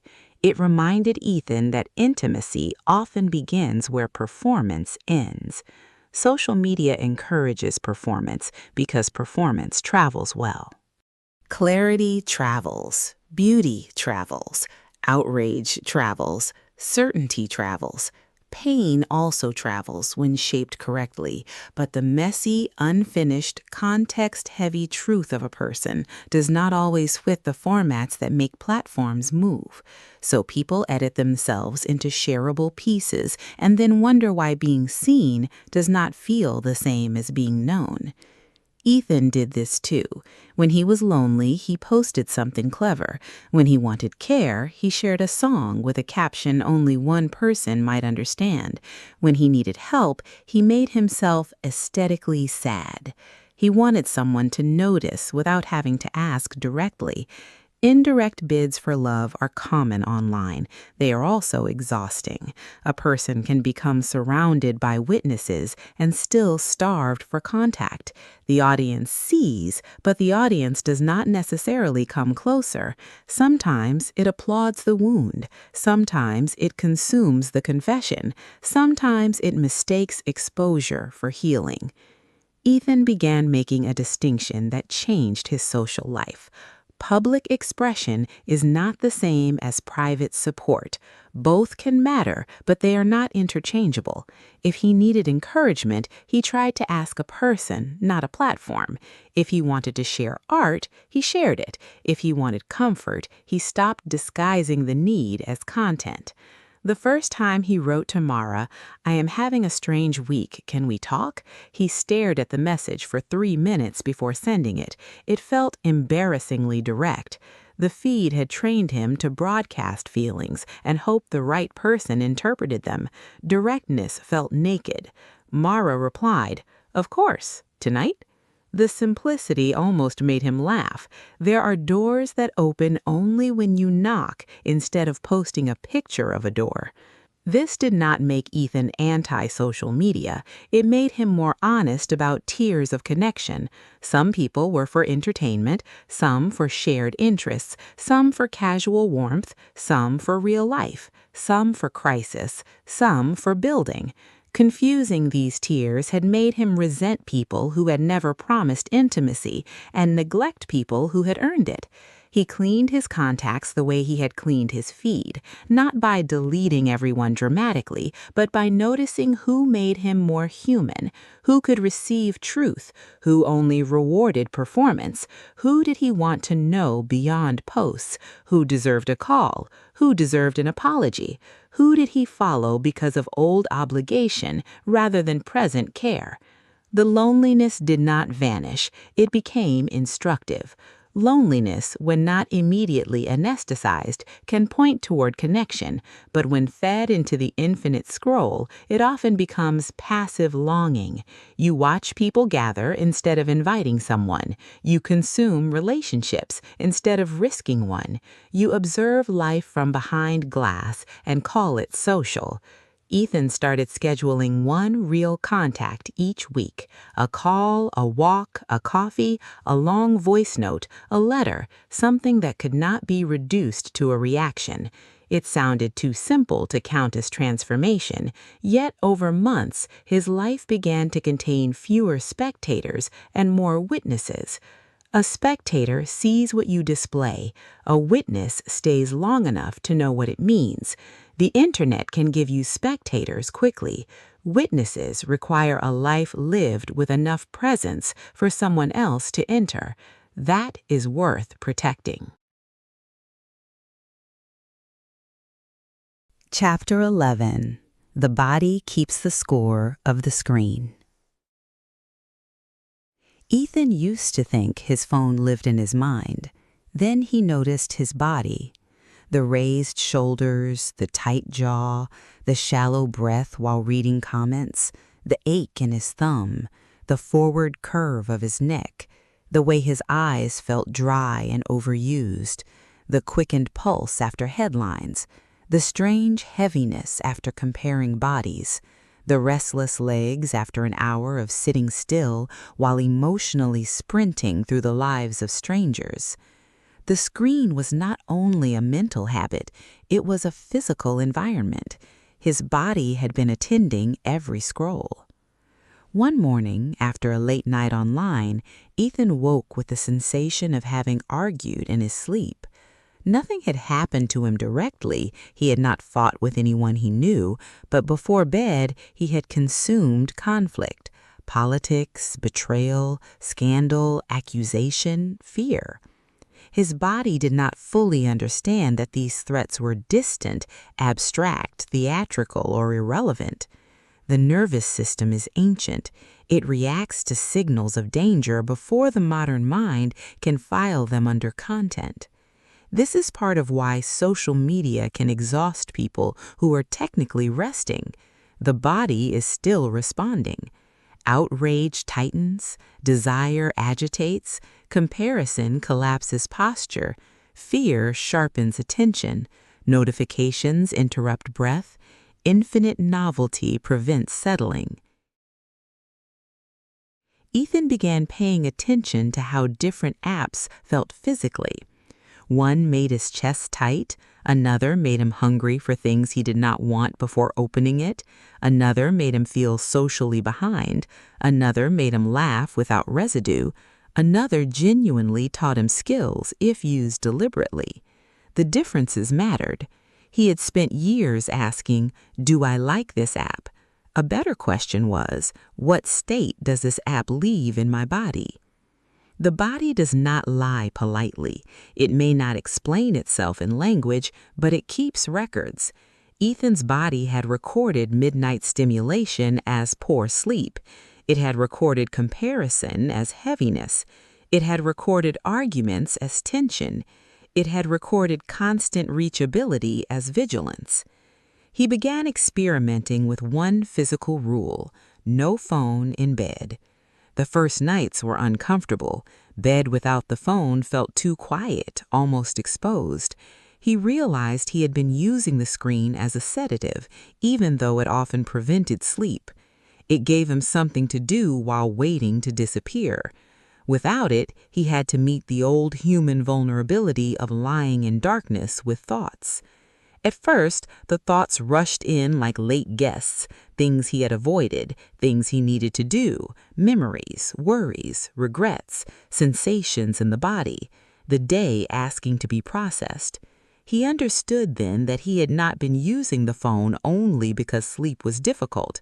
Sleep had become difficult partly because the phone had trained him not to cross the bridge into rest slowly. So he built a bridge.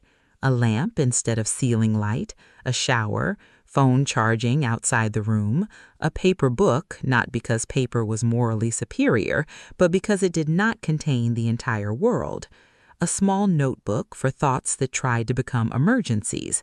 If a worry appeared, he wrote it down. The page could hold it until morning. Within 2 weeks, sleep did not become perfect, but it became more honest. He could feel tiredness again without immediately converting it into content. The body also changed during the day. Ethan started taking what he called interruption walks. Whenever he noticed himself trapped in loops of checking, he stood up and moved for 3 minutes. No fitness goal, no step count performance. Movement as a way of telling the nervous system, we are not trapped in the feed. We have legs. We are in a room. There's a door. This physical interruption often worked better than mental argument. You cannot always think your way out of a body state produced by repeated stimulation.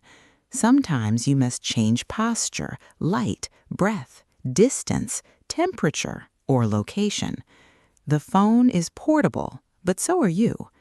Ethan used breath reluctantly. He disliked anything that sounded like wellness theater. But one evening, after reading comments that left him shaking with anger at people he would never meet, he tried something simple. He inhaled for 4 counts, exhaled for 6, 10 times. The anger did not disappear, but his body received a different instruction. Not every signal is danger. Not every opinion requires battle. Not every emotion needs a platform. His relationship with notifications changed most dramatically. He had treated notification settings as technical preferences. They were not.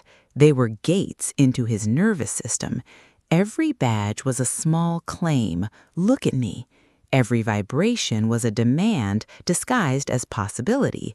Every banner carried the authority of interruption. He turned almost all of them off. The silence felt suspicious at first, then luxurious, then normal. People who needed him could still reach him. Emergencies existed, but most notifications had been pretending.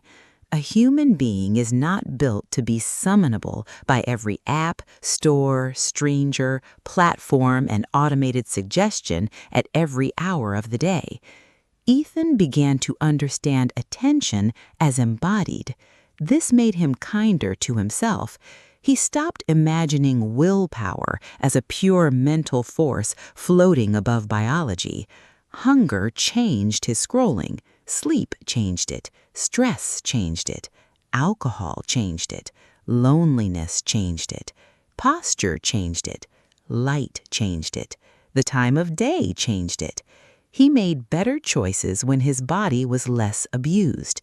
This sounds obvious, but many modern lives are built on ignoring the obvious. Want less late-night scrolling? Protect sleep before midnight. Want less comparison? Do not enter visual feeds when already insecure. Want less outrage? Stop feeding conflict into a tired nervous system. Want more focus? Place the body in an environment where focus is easier. The body is not a machine carrying the mind to its appointments. It is the ground through which attention grows. Exhaust the ground, and attention becomes weak. Care for the ground, and choice becomes more possible. Ethan still had bad days, but he began recognizing them earlier. A clenched jaw became a warning. Shallow breath became a signal. The urge to scroll while already overstimulated became information, not destiny. The body had been speaking all along. He had simply been too distracted to hear it. Chapter 12. Taking Back the Morning. The first morning without the phone did not feel peaceful. It felt wrong. Ethan woke and reached toward the bedside table, but the phone was not there. He had placed it in the kitchen the night before with the seriousness of a man leaving a dangerous animal in another room. For 1 second, his hand searched the empty surface. Then he remembered. The absence was loud. He lay still, surprised by the discomfort. He had expected some inconvenience, perhaps mild boredom. He had not expected the sensation of missing a part of himself. The room seemed too plain. The ceiling offered no updates. The morning did not perform. There was only breath, light behind the curtains, and the faint humiliation of realizing how trained his first impulse had become. This was the beginning of reclaiming the morning. Not peace, withdrawal from interruption. For the first week, Ethan did not create a beautiful routine. That would have been another trap. He knew his tendency to turn change into fantasy. Wake at 5, meditate, exercise, journal 3 pages, read philosophy, cook breakfast, become transformed before work. Such routines look excellent online because they compress identity into a scene. But Ethan did not need a scene. He needed a survivable structure. The first rule was simple. No social media before water, light, and movement. Water meant drinking a glass before input. Light meant opening the curtains or stepping outside for 1 minute. Movement meant stretching, walking to the corner, or doing anything that reminded his body it had entered a physical day. Only after those 3 could he decide whether to check anything. The rule was small enough to keep and meaningful enough to matter. It placed reality before feed, body before image, atmosphere before algorithm. At first, the mind protested with practical arguments. What if there's an important message? What if I miss news? What if someone needs me?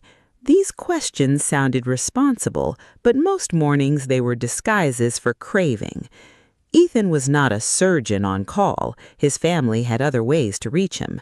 The world could survive 30 minutes without his awareness. Urgency had become a costume worn by habit. One morning, he opened the window and heard birds. He almost laughed because the moment felt too obvious, like a parody of digital detox. Man stops using phone, discovers birds. But the point was not the birds. The point was that they had probably been there all along. His attention had not. Taking back the morning changed the rest of the day more than he expected. When he began with the feed, the day felt like a reaction.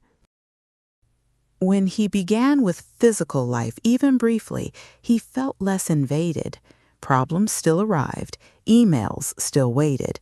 Work still required effort, but he entered those things from a slightly steadier place. The morning is a psychological border. Whatever crosses it first often claims authority.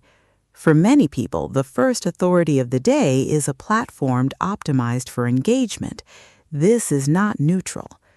Imagine inviting 1,000 strangers into your bedroom each morning to show you their vacations, arguments, bodies, tragedies, jokes, purchases, achievements, and emergencies before you have even washed your face. You would call that absurd. The phone makes it normal. Ethan began guarding the first hour, not because he became pure, but because he had become tired of beginning the day already colonized. He replaced the first scroll with a notebook, not a productivity journal with categories and perfect handwriting, just a page. Each morning he wrote 3 sentences: how do I feel, what matters today, and what should not steal my attention. Some mornings the answers were unimpressive. Tired, finish report, comments. Anxious, call Daniel. Comparison, heavy, walk after work. News. The notebook did not solve the day. It named the day before the feed named it for him. This distinction became central.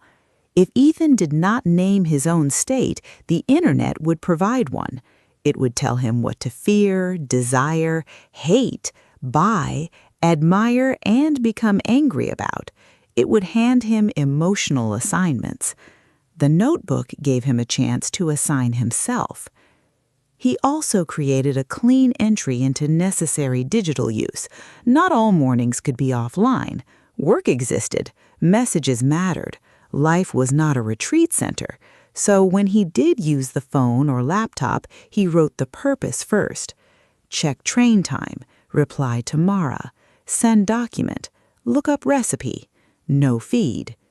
Purpose is a fence. It does not prevent every escape, but it reveals when you have climbed over. The most difficult morning came after a lonely Saturday night. Ethan woke with the old ache, the desire to know whether anyone had thought of him while he slept.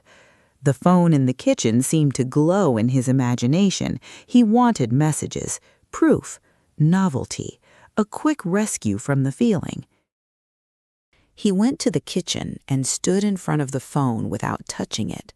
Then he poured water. It was not heroic, but it was real. He drank the water, opened the window, and stood in cold air. The loneliness remained, but it became less frantic. Without the feed, it pointed toward a need. He sent one direct message to Daniel later that morning. Want to get coffee this week?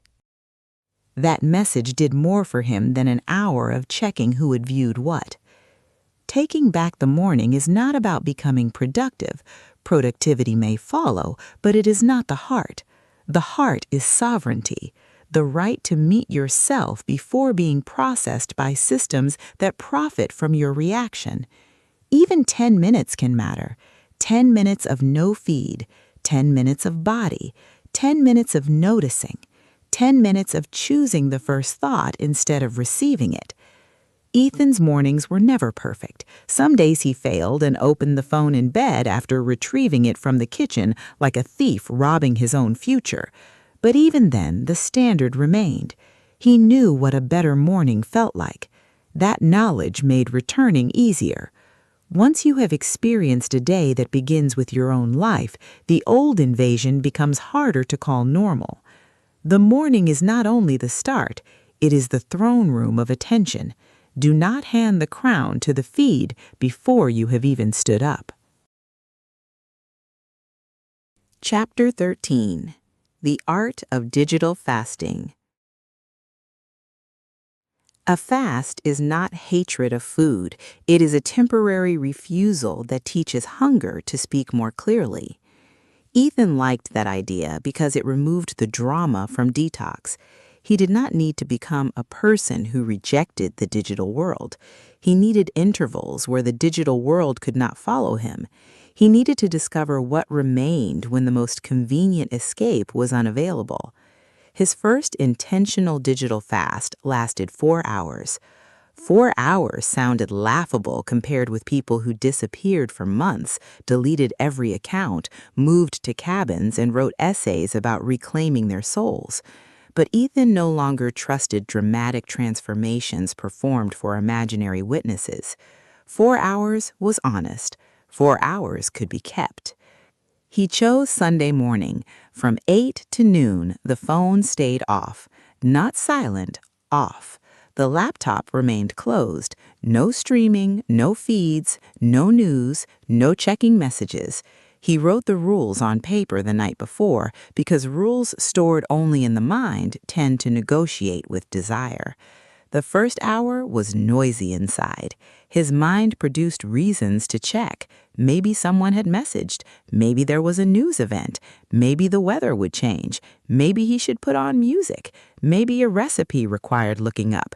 Maybe this whole experiment was self-indulgent. Maybe he should use the time productively. Maybe he should document the fast afterward. Maybe he was becoming the kind of annoying person who says digital fast in conversation. The mind is very creative when defending a habit. By the second hour, the noise softened. He washed dishes. He noticed the sink drain was slow and fixed it. He found an old envelope with photos from a trip. He sat on the floor and looked through them without the impulse to post because posting was not available. Memory felt different when it did not immediately become material. By the third hour, he became sad. This surprised him. The sadness had no clear object. It was the sadness of unused space, the sadness of realizing how rarely he allowed a morning to unfold without being consumed. He thought of all the Sundays that had dissolved into feeds and errands, all the small chances to be alive in a slower way. He wanted to escape the sadness by checking the phone, which proved the value of not doing so. By the fourth hour, he wrote for the first time in months without forcing it. Not well, not for publication, not as content. He wrote because there was enough quiet for sentences to arrive. This became the purpose of digital fasting for Ethan. Not punishment, not superiority, not nostalgia, but recovery of signal. When the noise stops, the buried signal becomes audible. Sometimes the signal is creativity. Sometimes grief, sometimes fatigue, sometimes desire, sometimes the simple realization that your home needs attention or your body needs sleep. A useful fast should be designed, not improvised. Ethan learned to prepare 5 things. First, duration. A fast without a clear duration becomes either vague or extreme. 2 hours, 4 hours, 1 evening, 1 day. The limit creates safety. The mind can tolerate discomfort more easily when it knows the container. Second, boundaries. What is off? Social media only? All internet? Phone? Streaming? News? Work email? The clearer the boundary, the fewer negotiations. Third, replacements. Empty space is valuable, but a person trained by constant stimulation may need gentle anchors. A walk, cleaning, reading, exercise, cooking, prayer, music, journaling, visiting someone, repairing something, sitting outside. The goal is not to fill every minute, but to give the body a path through the first discomfort. Fourth, emergency logic. If someone truly needed him, how would they reach him? Ethan told close family they could call. He checked nothing else. Most perceived emergencies died under the weight of this clarity. Fifth, return ritual. This mattered most. After a fast, the return to the phone could become a binge if handled unconsciously. Ethan learned to turn the phone on while standing, not lying down. Check messages first, not feeds. Reply to what mattered, then stop. Re-entry is part of the fast. Without re-entry, the fast becomes a dam that breaks. Digital fasting also revealed which platforms had real value. After several fasts, Ethan missed messaging friends, music discovery, maps, and certain educational channels. He did not miss outrage threads, comparison feeds, or algorithmic video loops. Absence clarified appetite. People often fear that stepping away will make them irrelevant. Ethan feared this too, yet most of what he missed during a fast was not important. Trends passed, arguments mutated, jokes aged, the world continued. His attention returned with a little more strength. There is humility in realizing how little truly requires your constant monitoring. The fast also changed his sense of time. Digital time is slippery. It moves without landmarks. Offline time has texture. Chopping vegetables, walking through rain, waiting for tea, writing badly, cleaning a shelf, reading 3 pages and staring at a wall. These things create memory because the body participates. A day without texture may pass quickly and leave nothing. A slower day may feel longer because you were actually there. Ethan began protecting one digital Sabbath each month, not a religious statement, though for some people it could be. For him, it was maintenance, like cleaning a filter, like resetting a machine, like airing out a room where too many people had been speaking. During one of these Sundays, he realized he no longer wanted to measure success only by reduced screen time. The deeper measure was increased life. Did he cook? Did he call? Did he rest? Did he create? Did he notice beauty? Did he face something he had avoided? Did he return to the screen with more choice than before? A digital fast is successful not because you prove you can suffer without technology. It is successful if it returns you to what technology had been covering. The fast asks one question. When the feed stops feeding you, what are you actually hungry for? Answer that, and the screen loses some of its mystery. Chapter 14. Using the tool without becoming the tool. Ethan did not want to become unreachable. This mattered because many solutions offered to him sounded like exile. Delete everything, throw away the phone, leave the modern world, become pure. These ideas had a romantic violence to them, but they did not fit his life. His work used digital tools. His friends lived in different cities. His music found listeners online. His curiosity was real. The internet had given him things worth keeping. The goal was not disappearance. The goal was right relationship. A hammer is useful when you are building and absurd when you carry it to bed. A knife is useful in a kitchen and dangerous in a cradle. A tool is defined not only by what it can do, but by where, when, and why it is used. Ethan began treating social media the same way. The question was no longer, is this good or bad? The question was, what is this for right now? If the answer was unclear, he waited. He created 3 modes of use: connection, creation, consumption. Connection meant direct contact with real people, messages, calls, sharing something specific, maintaining relationships. Creation meant posting music, writing, learning from feedback, building something that could exist beyond the scroll. Consumption meant watching, reading, browsing, entertainment, research, curiosity. None of the modes were evil, but they required different boundaries. Connection deserved priority and could be personal. Creation deserved planning and courage. Consumption required the strongest limits because it most easily became unconscious. Ethan had previously mixed all 3.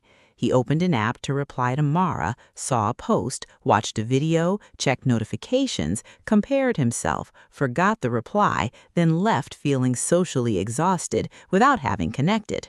This is what happens when modes blur. The platform benefits from blur. The user benefits from clarity. He began entering apps with a written verb: reply, post, search, learn, message, leave. The verb made drifting more visible. He also changed where he used platforms. Social media in bed was banned. Social media while walking was mostly banned. Social media during meals with others was banned. Social media at the desk, sitting upright with a timer, became acceptable. This sounded strict until he noticed the effect. Posture changed behavior. Lying down invited trance. Sitting at a desk invited intention. Environment is an argument. Your sofa argues for passive use. Your bed argues for surrender. Your desk argues for purpose. Your kitchen counter argues for brief checking. The same app becomes different depending on the body and place that hold it. Ethan's biggest shift came when he moved from consuming to creating. He had spent years watching people make things and calling it inspiration. Inspiration is only honest when it eventually becomes action. Otherwise, it becomes a beautiful form of delay. He decided that for every hour spent consuming creative content, he owed 1 hour making something badly. Badly was essential. The internet had filled him with polished outcomes. He needed to recover the dignity of ugly drafts. A life of spectatorship makes process feel shameful, but all work begins in a private awkwardness the feed rarely shows. Ethan wrote melodies that failed. He posted less. He finished more. Sometimes he shared the finished pieces. Sometimes he kept them. The point was not applause. The point was to stop letting other people's outputs replace his own practice. This principle extended beyond art. If he watched fitness content, he had to move. If he watched cooking content, he had to cook. If he watched financial advice, he had to open his actual budget.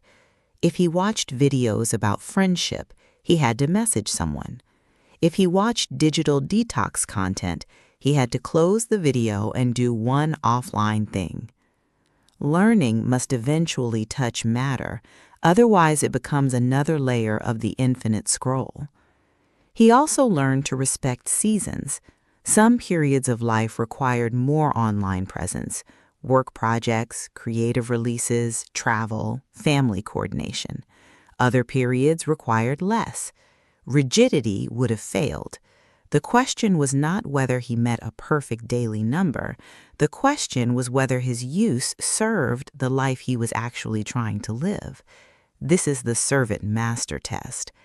After using social media, can you clearly say what it served? If it served connection, did you feel more connected? If it served learning, did you apply something? If it served rest, did you feel restored? If it served creation, did it help you make or share work?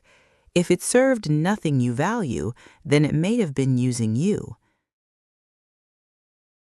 Ethan performed this test every Sunday for a month. He did not analyze every minute. He simply asked, where did the screen support my life, and where did it replace it? The answers were practical. Messaging Daniel supported life. Watching arguments at midnight replaced life. Sharing a track supported life. Refreshing to see if people approved replaced life. Learning a recipe supported life. Watching 5 recipes while ordering junk food replaced life. Reading thoughtful essays supported life. Skimming headlines until anxious replaced life. The tool became cleaner when its purposes became fewer. He removed apps that duplicated each other. He stopped following accounts that trained him into moods he did not want. He limited posting to windows instead of letting possible audience reaction haunt the whole day. After sharing something, he waited before checking responses. This was difficult. Creation exposed his need for validation, but waiting taught him that the work existed even before anyone reacted. The most radical rule was also the simplest. No app gets unlimited access to my mood. If an app consistently made him angry, insecure, compulsive, or scattered, it lost privileges. Not forever, necessarily, but access had to be earned. This reversed the default relationship. Platforms acted as if they had a standing invitation. Ethan began treating them like guests. Some guests are welcome in the living room, none belong in every room at every hour. Using the tool without becoming the tool is an ongoing practice. It requires humility because relapse is easy. It requires honesty because useful platforms can become harmful under certain emotional conditions. It requires design because intention unsupported by environment decays quickly. But it is possible. The phone can return to being a tool. not by magic, by terms.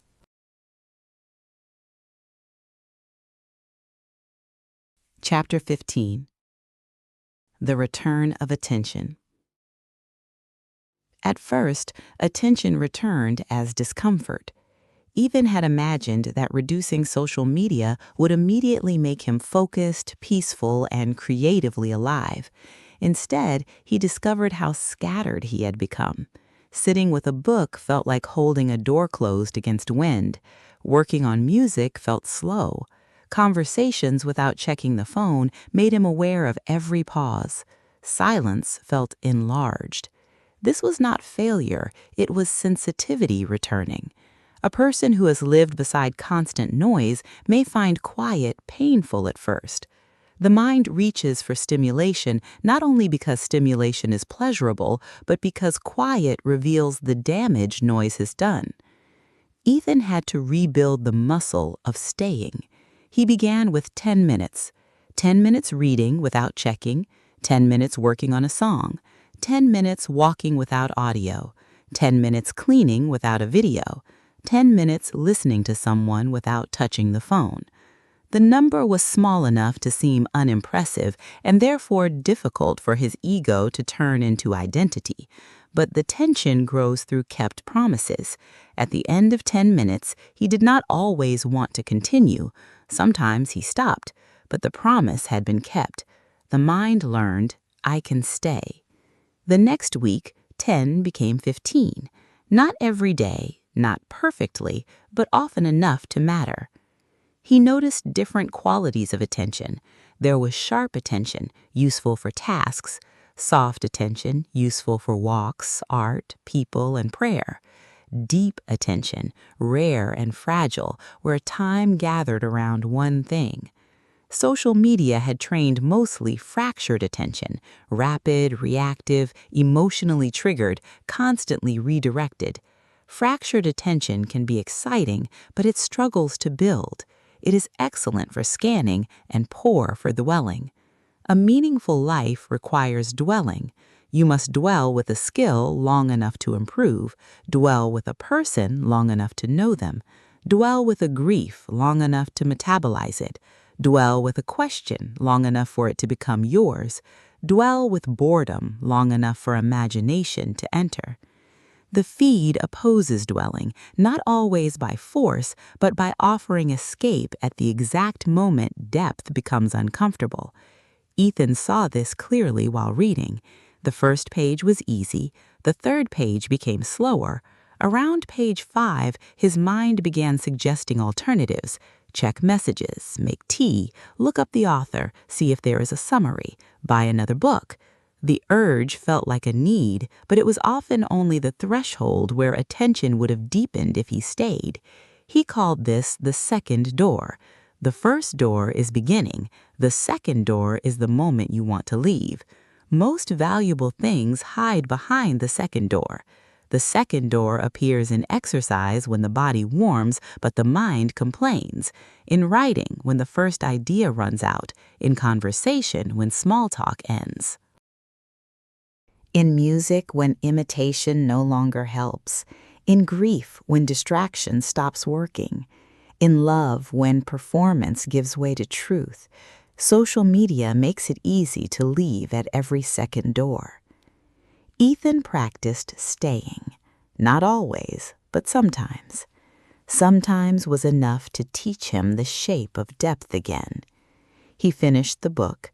He completed the track. He sat through awkward silence with Mara until the real subject appeared. He walked long enough for thoughts to untangle.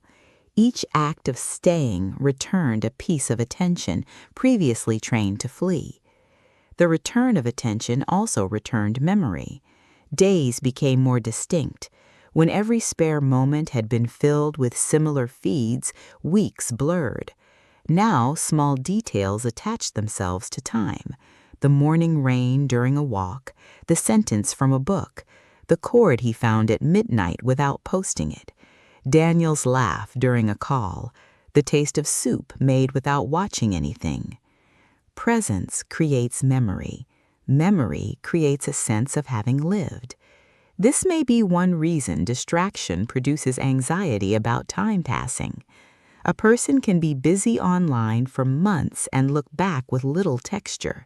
The calendar moved, but experience did not consolidate. Attention is the glue of memory. Without it, life becomes a slideshow of impressions with no story. Ethan wanted a story again. He began choosing anchors for each day, one thing to do with full attention, not a grand achievement, one conversation, one page, one meal, one stretch of work, one walk, one repair, one piece of music. The anchor gave the day a spine. Even on bad days, an anchor could save dignity. A day with too much scrolling but one honest call was not empty. A distracted day with 20 focused minutes of music was not lost completely.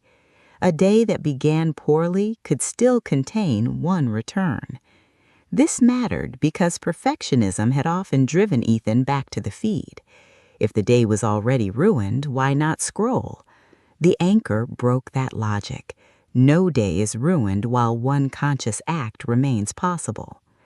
As attention returned, Ethan became more selective about beauty. The feed had shown him endless beauty until beauty became a blur. Real beauty required slower seeing, a tree outside his building, steam rising from a cup, the face of a friend searching for the right words, a bass line repeating until it opened, the particular blue of evening above rooftops. These things had no algorithm pushing them. They required him to arrive. Attention is an act of love, not sentimentally, practically. What you attend to receives part of your life. If you attend constantly to outrage, outrage receives you. If you attend to comparison, comparison receives you. If you attend to your craft receives you. If you attend to the people you love, they receive something no device can automate. The return of attention was not the end of desire for the screen. Ethan still wanted the quick door, but he now had another pleasure available, the pleasure of remaining. It was quieter, but more nourishing. It did not spike as sharply. It stayed longer. That is how peace often works. It is less addictive than stimulation, but it is more sustaining than escape. Chapter 16. The Life Outside the Screen. Freedom did not arrive as a dramatic announcement. It arrived as one unanswered urge. Ethan was sitting by the window on a Saturday morning. Rain moved slowly down the glass. The phone rested on the table, black and quiet. His hand moved toward it because his hand had moved toward it thousands of times before. There was no great crisis, no heartbreak, no urgent message, only the old belief that a moment without input needed to be filled. Then his hand stopped. For a few seconds, nothing happened. That was the miracle. Nothing happened, and he stayed. The room did not become beautiful immediately. He did not transcend desire. The urge remained like a small animal at the edge of the mind, but because he did not obey it, another layer of experience became available. He heard rain. He noticed his own tiredness. He remembered he had not replied to Daniel's invitation. He felt, beneath restlessness, a simple wish to be outside. So he left the phone at home and walked. The city was ordinary in the rain. Buses sighed at stops. A woman carried flowers under her coat. A child stepped deliberately into a puddle while his father pretended not to see. Nothing was content because no device was framing it. The moments did not need to become evidence. They were allowed to vanish after being lived. This felt strangely generous. Not everything has to be captured to matter. For years, Ethan had treated experience as incomplete until it could be shared, stored, compared, or transformed into a signal. But some parts of life weaken when turned outward too quickly. A private joy can be private. A quiet morning can belong to no audience. A walk can repair you even if nobody knows you took it. The life outside the screen is not always exciting. This is one reason people abandon it. Real life contains waiting, repetition, chores, awkwardness, aging, weather, silence, bodies that hurt, work that resists, conversations that do not resolve, and dreams that require unglamorous effort. The screen offers edits. Life offers duration. But duration is where meaning forms. A friendship becomes deep through repeated ordinary contact. A skill grows through sessions no one applauds. A body changes through meals and movement not worth posting. A home becomes peaceful through small acts of care. A mind becomes clear through returning again and again from noise. Ethan did not become a different species. He still used the internet. He still laughed at videos. He still checked reactions too often after sharing music. He still lost time sometimes. But the total relationship changed. The screen no longer had automatic first claim on boredom, sadness, mornings, evenings, meals, conversations, and beds. It had become conditional. This is a realistic freedom. Not purity, not exile, conditional access. He created a final set of principles and wrote them on a card inside his desk. The morning belongs to reality first. The bed is not a feed. No app gets unlimited access to my mood. Creation before comparison. Direct contact before public signals. Rest should leave me more whole. If I am avoiding something, name it. Use the tool, then leave. These principles were not laws enforced by perfection. They were ways back. A person does not need a flawless system. A person needs reliable returns. The most important return was to himself. He returned when he noticed the urge. He returned when he closed the app mid-scroll. He returned when he apologized for being distracted. He returned when he finished something badly. He returned when he felt lonely and called instead of watching. He returned when he failed and refused to turn failure into identity. The devil in your pocket wins through automatic living. It loses when you become present enough to choose. This is the final truth Ethan learned. Social media does not need to destroy your life to diminish it. It only needs to interrupt it often enough that you stop entering it fully. It only needs to make the real feel slow, the slow feel empty, the empty feel unbearable, and the unbearable feel solvable by a feed. But the chain can break at any link. You can let the real become real again. You can let slow become deep. You can let empty become open. You can let unbearable become a feeling that moves through you instead of a command that controls you. You can let the phone ring without answering every internal bell. At the end of the walk, Ethan returned home wet and cold. The phone was where he had left it. There were messages. None were emergencies. The world had not punished him for absence. If anything, the world seemed slightly more available because he had been absent from the feed and present in the rain. He made coffee. He replied to Daniel. He opened the music project and listened. The track was imperfect. He worked on it anyway. Outside, the rain continued. Inside, the phone remained quiet on the table, not defeated, not destroyed, simply no longer enthroned. A tool, a door he could choose to open, and for once, choose to close. The life waiting outside the screen. You do not need to hate social media to become free from its worst effects. Hatred can be another form of attachment. It keeps the object at the center. The deeper freedom is quieter, to place the tool back into proportion, to stop letting it decide the first emotion of the morning and the last image of the night, to stop giving your most vulnerable hours to systems that cannot care for what they awaken in you. Your attention is not a luxury. It is your life in its most immediate form. What receives your attention receives your hours, your emotions, your memory, your desire, your nervous system, and eventually your character.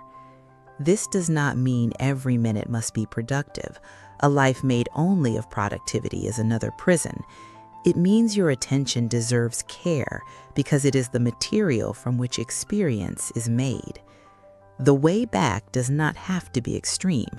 Begin with one protected doorway, the first 30 minutes of the morning, the last 30 minutes before sleep, meals, walks, conversations, creative work. Choose one place where the feed no longer enters automatically. Let that place become real again. Then observe. What do you feel when the phone is not there? Boredom? Reliefs? Anxiety? Loneliness? Irritation? Peace? Do not rush to judge the answer. The answer is information. It may show you what the screen has been covering. It may show you what needs repair. It may show you where your life is hungry. Build replacements before you remove escapes. If social media has been your rest, create real rest. If it has been your connection, contact real people directly. If it has been your avoidance, choose one small action. If it has been your inspiration, make something. If it has been your comfort, ask what kind of comfort your body and heart actually need. The goal is not to win every moment. The goal is to return faster. Return when you notice. Return when you feel. Return when the app has taken an hour. Return without turning the hour into a reason to lose the evening. Return by standing up, drinking water, breathing, stepping outside, answering the real message, opening the real document, washing the real cup, looking at the real face in front of you. The world will continue to compete for your attention. That will not stop. Platforms will become more beautiful, more immersive, more personalized, more persuasive. The marketplace of distraction will not become gentle because you are tired. So you must become less available to unconscious capture and more available to chosen life. There is no need to perform this change online. No announcement is required, no perfect routine, no new identity, just one moment where you do not obey the urge, then another, then another. A life outside the screen is not a rejection of the digital world. It is the recovery of the human one. It is the return of mornings, boredom, eye contact, unfinished thoughts, slow work, private joy, honest loneliness, and rest that does not leave you emptier than before. The devil in your pocket does not always look like a devil. Sometimes it looks like a cure for discomfort. But discomfort is not always the enemy.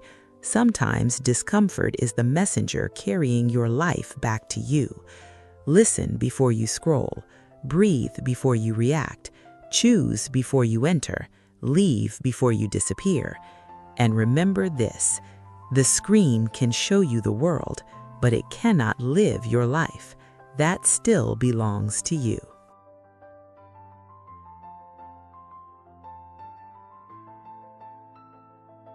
You have just finished The Devil in Your Pocket: How Social Media Steals Your Time, Peace, and Life.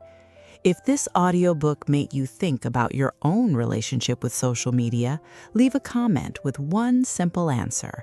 What is the first app you would delete if you wanted your peace back? If this audiobook helped you, like the video, subscribe to the channel, and share it with someone who may need a quiet reminder that their life is bigger than the screen. Thank you for listening. Now take 1 minute before opening another app. Let the silence return first.